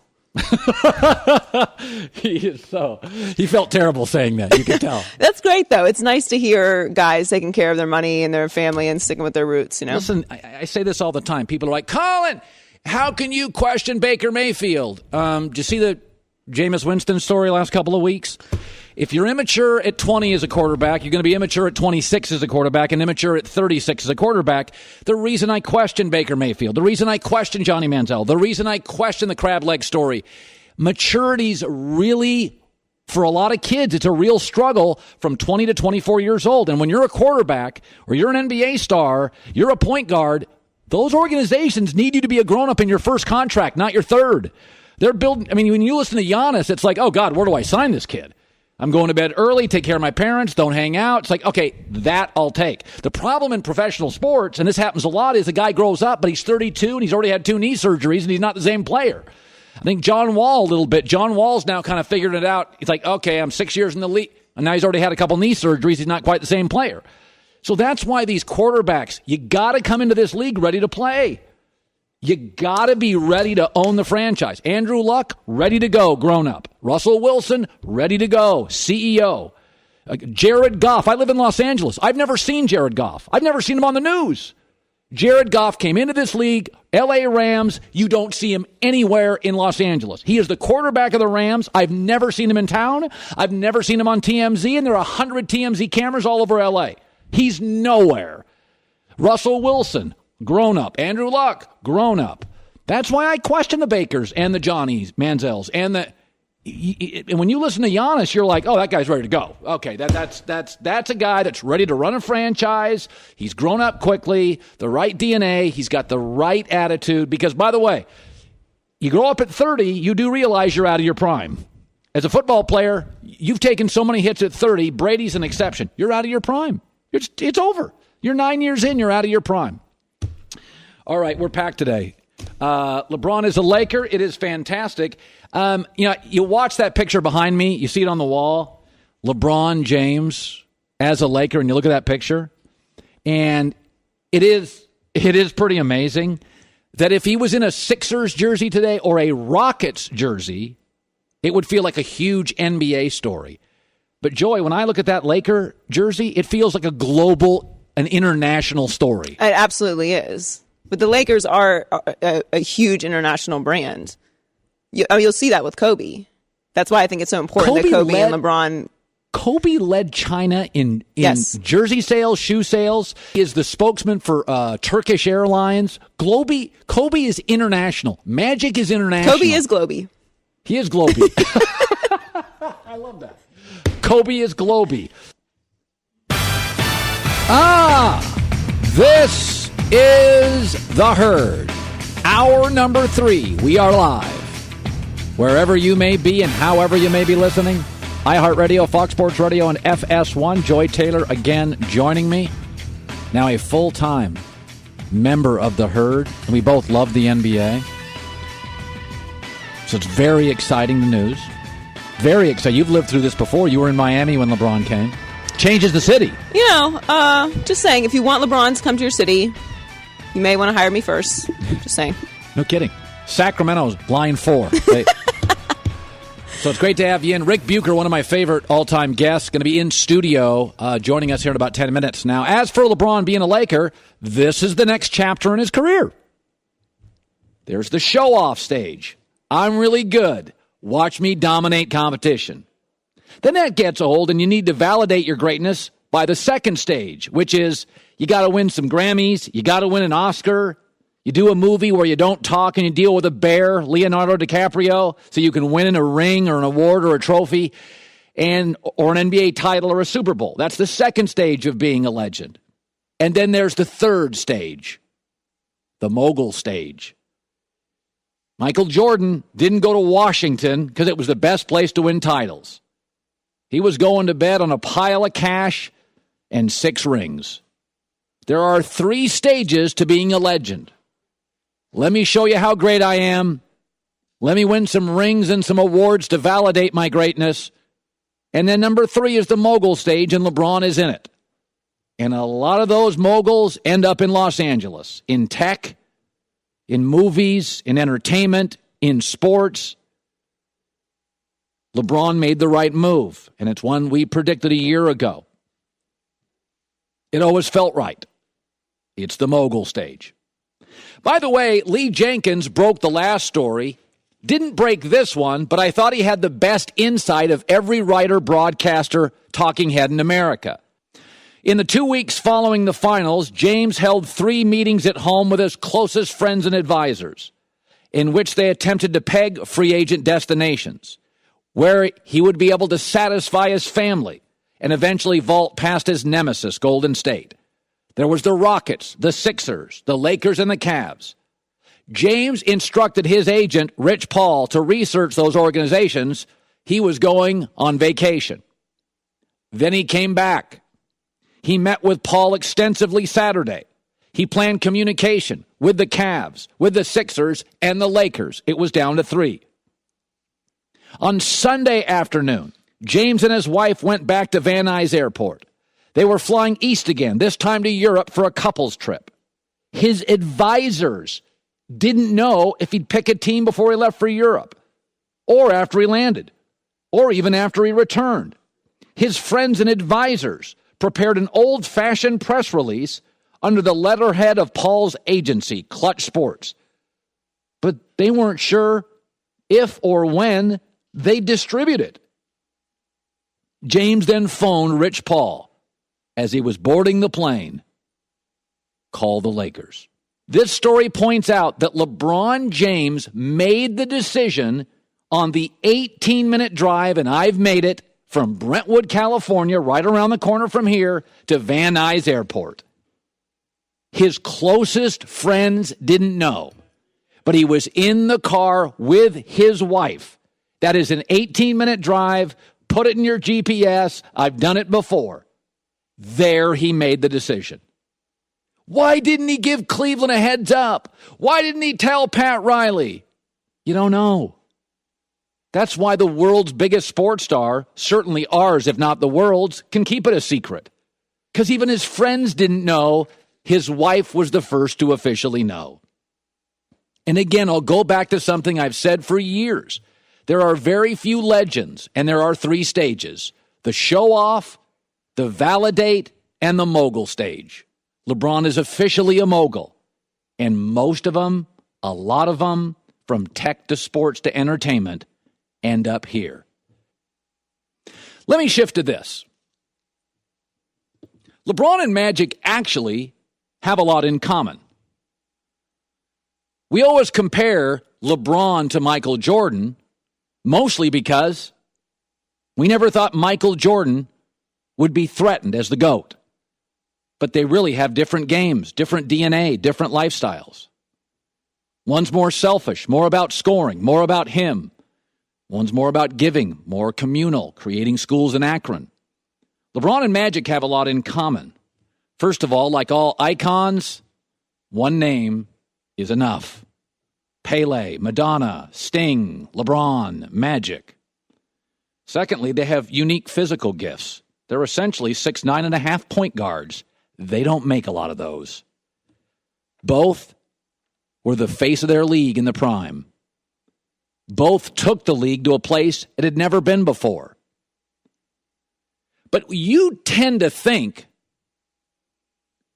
that Magic Johnson's rival has been Larry Bird, right? Because they came up together. But they're not. Magic and Bird are friends. They do documentaries on that. Magic's unspoken rival is Michael Jordan. Magic's net worth is over $700 million, about half of Michael Jordan's net worth. You do get that Magic and Michael aren't friends. And Magic, and it's unspoken because he's too classy to talk about it, always felt a little slighted how the basketball world, though he'd been to 30% more finals than MJ and retired younger, was never even considered the GOAT. I've said it before on this show. If Michael's the best, boy, the gap between Michael and Magic is not that great. Go back to those Dream Team stories, the one-on-one matches they had, how they split up the teams, Michael driving one, Magic the other. Magic 9 finals, Michael 6. But yet, for a second, we've never given Magic the respect, though he elevates everybody he ever played with. And unlike Michael Jordan, he could give you 22 assists and 22 rebounds. He could play center. Michael couldn't. And we just forgot about that. Ooh, there's a new shiny toy. It's Michael. Magic who? Magic and Michael have a rivalry. So the story is that LeBron and Magic met for 3 hours Saturday night. 3 hours. You ever had a 3-hour meeting? You can serve 2 meals in a 3-hour meeting. Let me assure you what they didn't spend a lot of time on. The JaVale McGee acquisition or the Lance Stevenson one. Magic and LeBron got personal, and they talked about stuff like legacies. Do you think it would break Magic's heart to get LeBron another title and for many people to flip to LeBron's the greatest of all time? Oh, I think Magic would like that a lot. You think Magic's rival is Bird? No, they cry when talking about each other. They're friends. Deep-seated respect and love. Admiration. They grew up together in this league. Michael was the rival to both. Michael's been richer, considered the GOAT. Nobody considers them, despite the fact that I could argue Magic and Bird saved the league. I bet you they talked about that. I bet you Magic said things like, third team with a title. I mean, Michael tried baseball, embarrassing. Michael went to the Wizards, embarrassing. Michael tried to be a GM, embarrassing. LeBron and Magic have a lot in common. And that thing is Michael. And in 4 years, with a title or two, Magic will be seen as a front office wizard. Michael, just a Washington wizard. LeBron will be seen as 3 teams, 3 different destinations, titles with all. Michael, baseball? Wizards? Oh, God, it's embarrassing. They had a 3-hour meeting. I can assure you, not more than a minute was spent on the JaVale McGee acquisition. Michael got brought up. Both can elevate beyond him in the next 4 years. And with that, I bring on my longtime friend. He used to be a coworker, Rick Bucher, senior NBA guy, Bleacher Report. Lucky enough to have him. Guy, we had you scheduled a couple weeks ago. How did we know we'd luck out and get you on this day? Yeah, how about that? Rick, I was saying this. When you just look at LeBron's jersey with the Lakers, if it was a Sixer jersey, it would feel like a big domestic story. It feels global, right? Like, for sure. You're in the Bay Area with the current dynasty. But even then, and the Lakers are down, they've always felt bigger to me. Actually, that it looks and feels right. You finally have a uniform and a logo and a presence that's equal to what LeBron James is.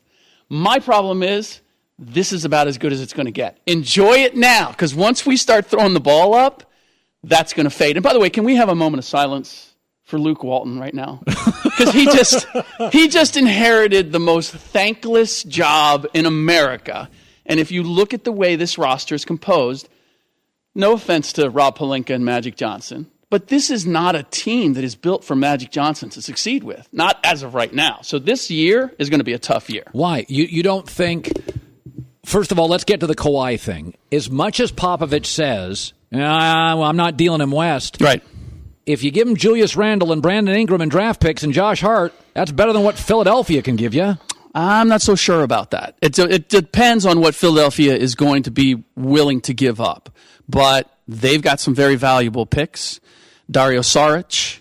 There are enough pieces there, and they are, more important, they're San Antonio-type guys. I don't know that the guys that the Lakers are talking about moving there fit San Antonio's DNA. And the other part is, you really don't want him in the Western Conference. You don't mind if he comes to town once. The other part is, you have San Antonio people running the Sixers organization. So ultimately, the problem that you have here is that Kawhi Leonard's representation don't have a reputation within the league. You don't know who you're dealing with. So you better trust your trade partner. With Brett Brown there running the show right now, that's somebody that Popovich can work with. And as far as fit is concerned, Kawhi Leonard is a perfect fit for the Philadelphia 76ers. But if he's not guaranteeing me he'd stay, What a risk that is. I mean, they already... Yeah, it's kind of... You know what? It reminds me a little bit of like... who's that? Oh, Paul George. Yeah, Paul George in Oklahoma City. Yeah, that was a risk. That was a 1-year deal. How did that work out? You can't... Look, that is a signal that just get me here for a year. If I believe in my franchise, if I believe what we have, let me get the guy here. Let me show him the success that he's going to have. And meanwhile, over in L.A., LeBron and that team, how's that team doing? How did we do in the Eastern Conference? You want to win championships here, or you want to go be second banana on a team that's not getting there? Well, Kawhi has said he wants to be a Laker, or as people have. Paul George said it similarly. So why did Paul George stay? Ultimately, because he and Russ Westbrook are a lot closer than anybody's ever given him credit for. They're both LA guys. They both hang out. They like each other. I was around them during the series when they lost to Utah, and I had a chance to talk to Paul and to Carmelo and a number of people in the organization. They always believed that they had a really good chance at keeping him. And sometimes you look. He said it to me. I asked him. I said about the challenges of playing with Russ. He said, "Well, it's year one." He said, "We'll figure this out." And I was like, "That when you talk about year one, the presumption is there's going to be a year two."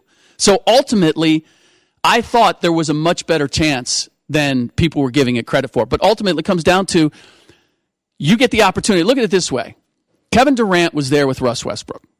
Kevin Durant got to be the star. We think of Russ Westbrook as being this all-consuming supernova. That's LeBron James.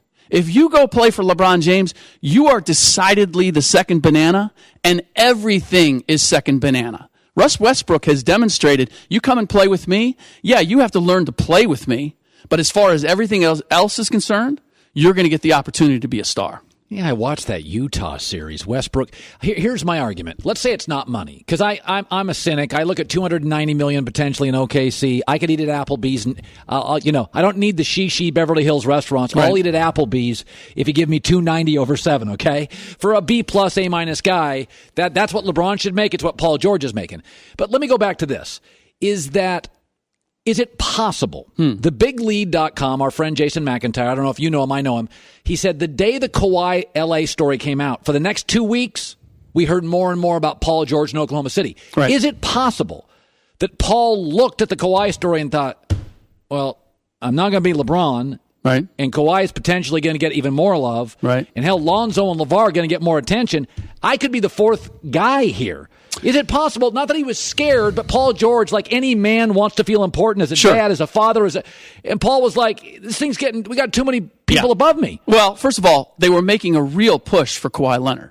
And Kawhi Leonard, as far as fit with LeBron, makes a lot more sense. You think so? But that's for sure. Personality-wise, game-wise, everything. Because honestly, Kawhi doesn't care about being whether he's got the endorsements or any of that stuff. He'd rather hide. Absolutely. Let me defend. Let me do my job. I am good. Paul George wants a little bit more than that. But that said, we think of him as an LA guy.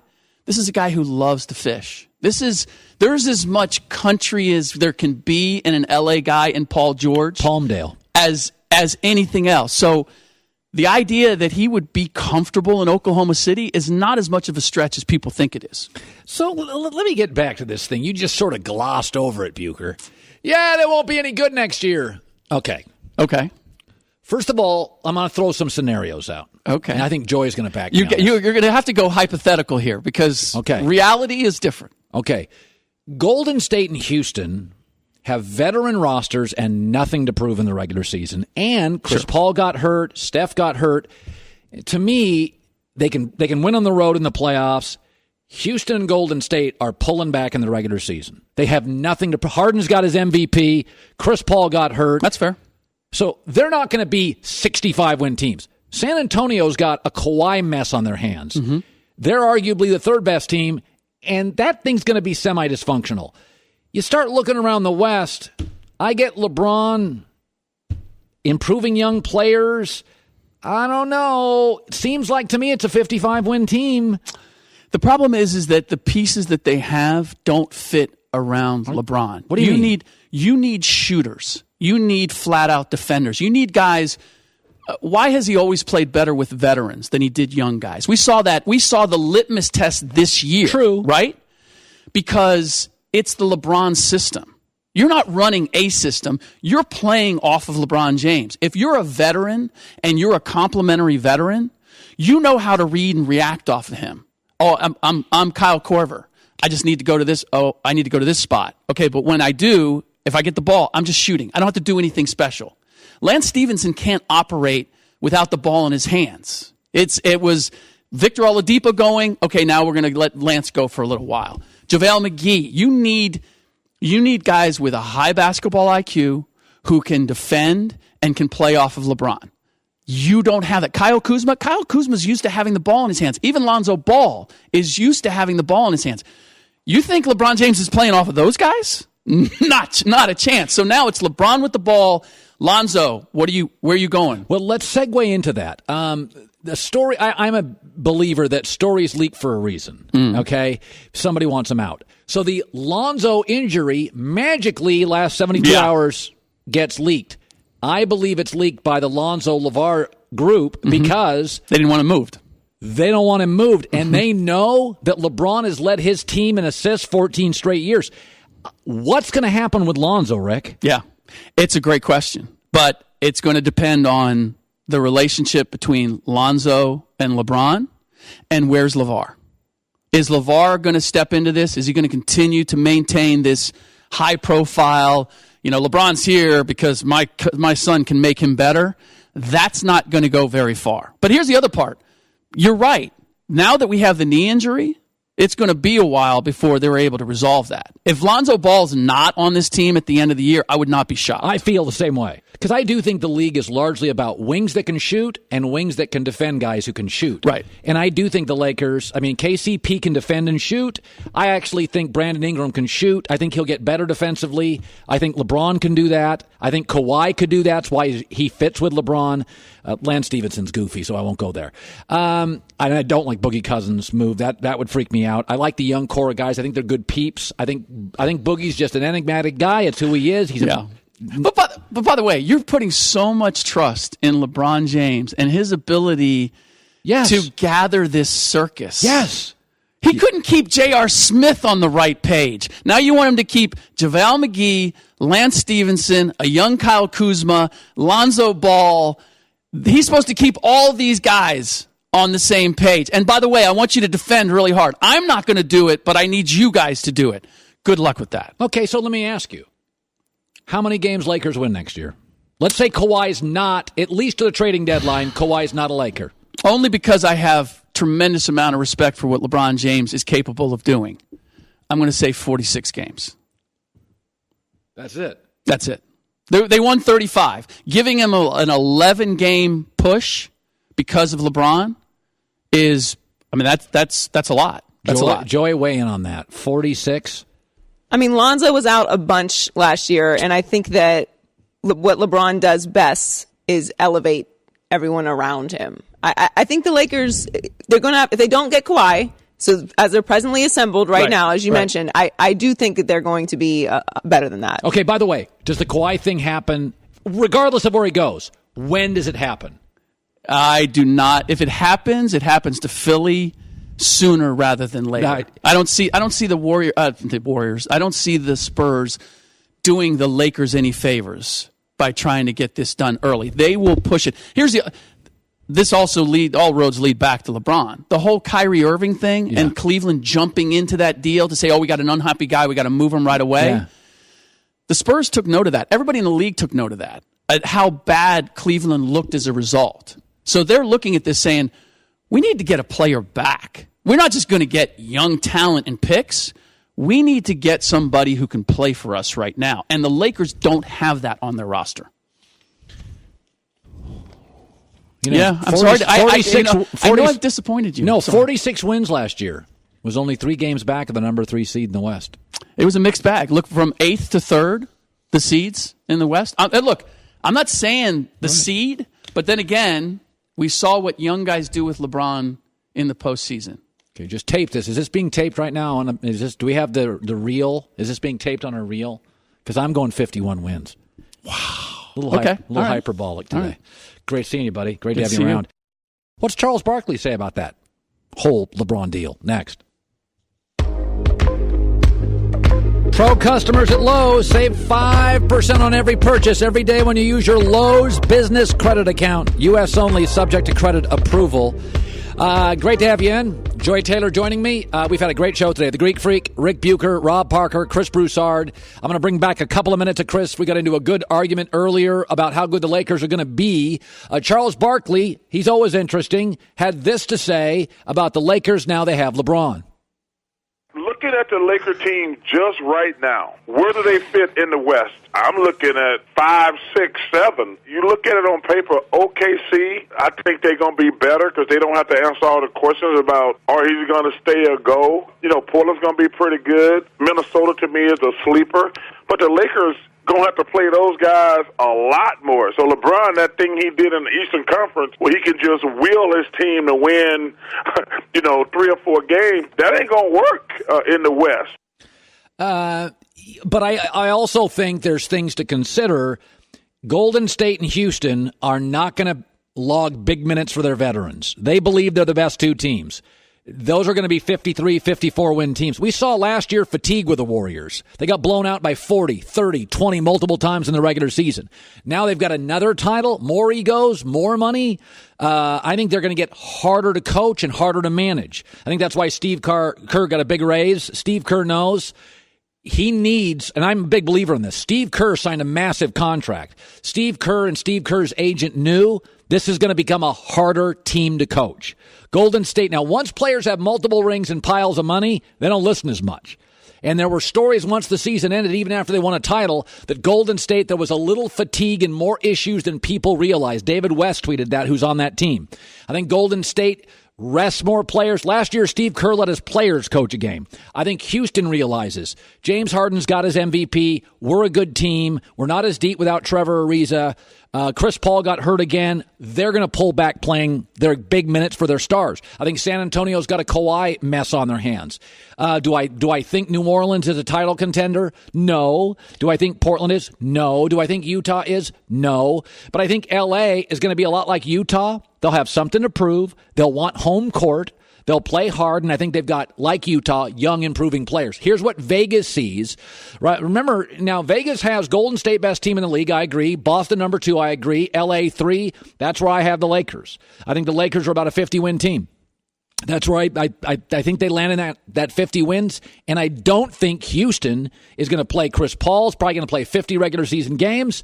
Last year, Harden took a dozen games off. Wouldn't be surprised if he does that again. Remember, we have a precedent here where Harden and Westbrook, because of the ball-centric, heavy dribbling game, wear out as the season progresses. We've got a precedent now. We know Westbrook looks tired by the playoffs. Harden looked a little worn out by the second round of the playoffs. So I don't think this is going to be Golden State going for a record. Houston trying to win 65. San Antonio trying to... No, San Antonio may very well end up being a lot like the Lakers, trying to build chemistry with a bunch of new pieces. Here's Joy with the news. No. Turn on the news. This is the Herdline News. Okay, Colin, it's time for the World Cup Tournament Download presented by Pepsi. Yeah. Brazil defeated Mexico by a score of 2-0. Yeah. The teams were scoreless at the half, but Neymar scored in the 50th minute and assisted on a late goal by Robert Firmino at the end of the match. Brazil advances to the World Cup quarterfinals and will face the winner of Belgium and Japan, which is happening right now on Fox. Brazil looked like the better team. When you watched it, they looked like the superior team. Mexico had some opportunities early, but after half, Brazil was the better club. Yeah, and they cannot get out of the round of 16 for 8 World Cups now. It's been that 5th game that gets them. Messi's out, Ronaldo's out, Germany's out. But I got to tell you something. I have the goalkeeping yesterday. I watched Croatia-Denmark. Is one of the most amazing sports moments I've seen this year. The quality of the play has been unbelievable. I know you're going for England, but can anyone stop Brazil? Brazil has enough potential dysfunction that England could... Listen, I'm rooting for England. I'm 61% British. I'm rooting for England. All right. Well, it looks like Joel Embiid will have to continue the process in Philadelphia. You love that nickname. He's going to have to do it without the services of LeBron. Shortly after the announcement that LeBron had signed with the Lakers, Embiid, he's very big on social media. He took to his Instagram to post a picture of himself shooting a jumper over the Celtics. Yeah. Captioned, "Mood. Hashtag the process. Of course, the mood is something LeBron has loved to put on his social media. Also, hashtag strive for greatness, or it's not an official LeBron tweet. However, Embiid did put out this tweet Saturday night to try and maybe convince LeBron not to go to LA. He tweeted, "The Lakers are forever going to be Kobe and Magic's team. Process that." Yeah, no, I think they'll be LeBron's team. I think listen, I drive into work this morning. It's now LeBron's team. There were billboards up before LeBron even got here, but I do think it's going to be, if you're a Lakers fan, it's going to be an exciting thing to see Magic, Kobe, and LeBron collaborate on things. And games are going to be, I mean, you thought Lakers games were a show before, forget it. Yeah. Finally, Milwaukee Bucks center Thon Maker was one of 13 players ejected for fighting in a massive brawl that broke out between the Philippines and Australia during the FIBA World Cup. Yikes. Asian qualifiers in the Philippines. Australia was leading 79-48 with over 4 minutes left in the third quarter, and someone hard fouled someone, and then this melee broke out, and there were knees and fists and Thon Maker. Oh my! Yeah, crazy. Let's take a listen to the call during this melee. The top of that screen to the keyway, and then came back the other way. It's all happening now. Oh, and this has got wild. In the Philippines. Out of control in the Philippines. Punches, kicks, fans. The bench is cleared. You are kidding me.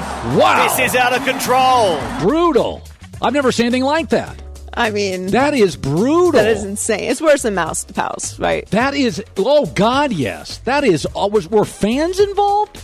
There seems to be, it seems like everyone's involved. There's a chair being thrown. I mean, for just having a chair thrown at you, that guy reacted very well. I don't think I would have gone the same way. I've never seen anything like this. Should the NBA get involved in disciplining Thon for being involved in that? I have never seen anything like that. I don't know. I don't think they have a jurisdiction to do that. That is outrageous. God, it is. It's a WWE event, except scarier. It got out of control really quickly. Wow. I just can't. I don't know. Basketball fights are usually just kind of like a forehead to forehead, right. chatty match. That got out of control. All right, Joy with the news. Well, that's the news. And thanks for stopping by.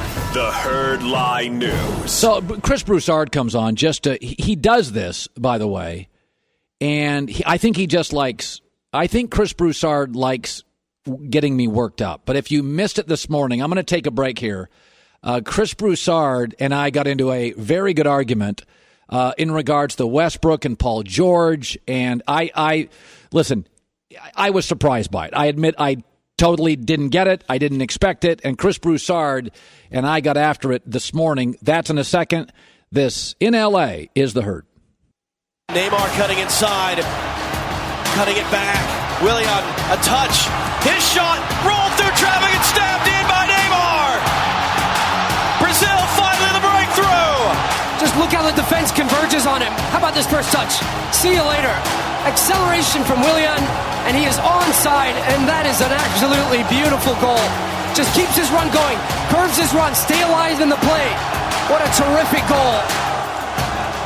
The World Cup round of 16 continues tomorrow on Fox and FS1. First, it's Sweden taking Switzerland at 9 Eastern. Then superpowers collide as Colombia takes the pitch against Harry Kane in England at 1 Eastern on Fox. World Cup knockout round action on Fox and FS1, or stream it all live on the Fox Sports app. By the way, Colombia-England is outside the United States men's national team, is the most anticipated match of my life.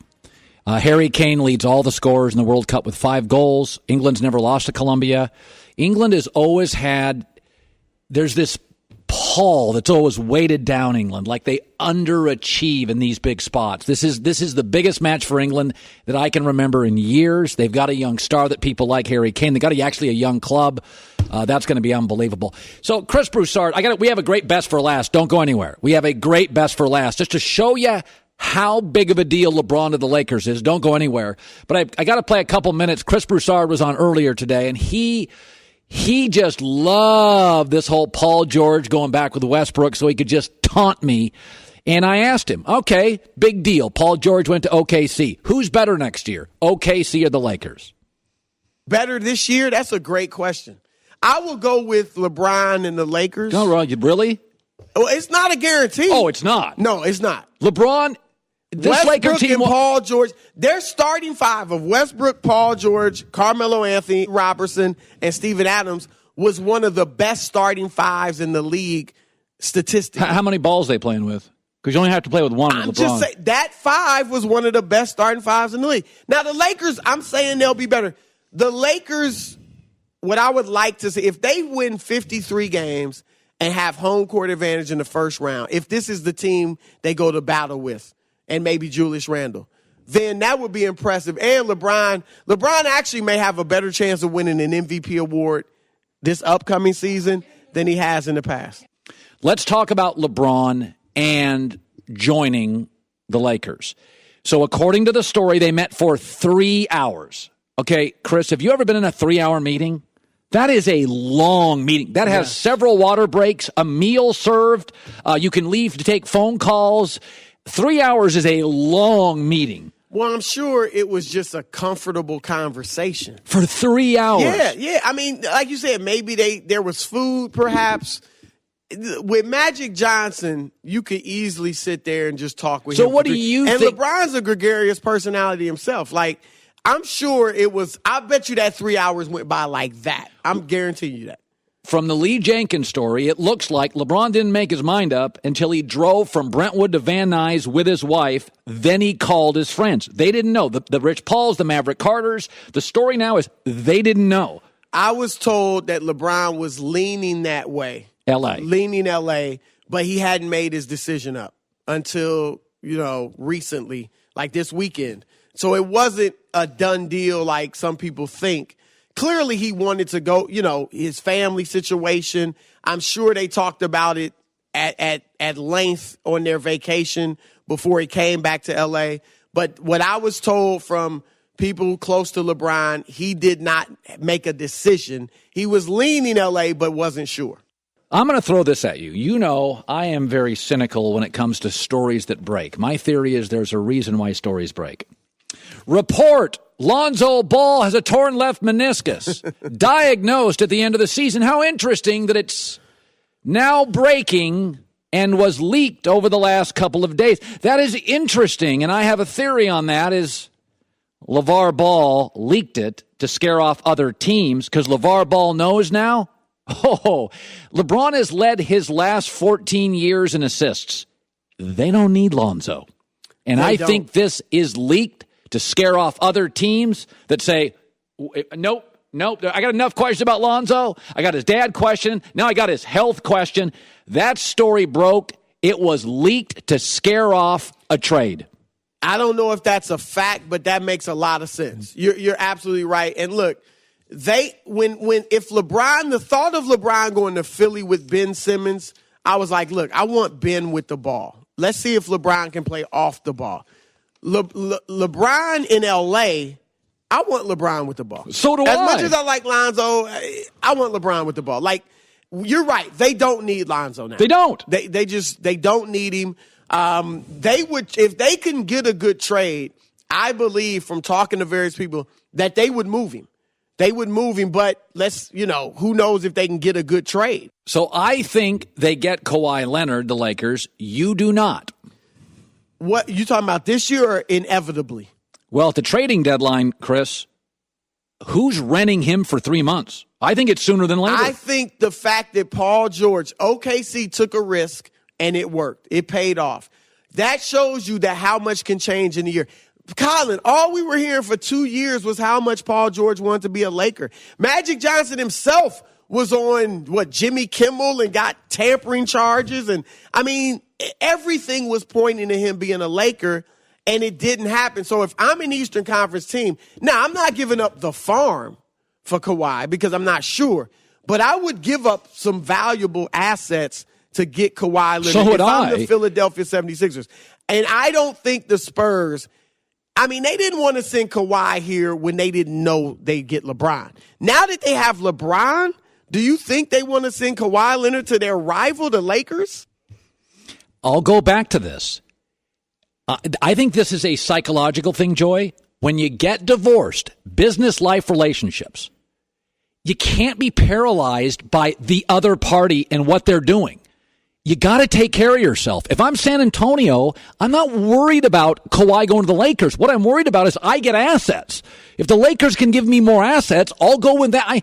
You can't be paralyzed in a business divorce, a relationship divorce, a basketball divorce about, well, they're going to our rival. If your rival comes up and says, first pick, Julius Randle, Brandon Ingram, Josh Hart, you're not getting that in Philadelphia. It sounds nice that the Spurs have that much leverage and power to try and determine where they're going to and not going to send Kawhi Leonard, but they're going to take what's best for the Spurs They should. at the end of the day. If you trust yourself and you trust your system. It goes against everything that the Spurs are, that they would be so petty and egotistical to not send Kawhi to the Lakers just because they're in the Western Conference, overtaking what may be the best offer to them. It doesn't even make sense based off of the way that the Spurs do business. They're kind of robotic, analytical, data. They don't care about the emotional stuff. Right.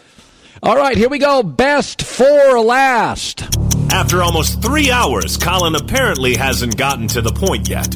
Quit holding out on us, Cowherd. It's the best for last. All right, last month, just to show you how big LeBron is to the Lakers and why a year ago we felt LeBron to the Lakers was a real possibility, is last month I put together what I perceive to be the 10 best basketball players in the NBA ever. And when you look at my top 10 list ever, 4 of the top 5 have now been Lakers.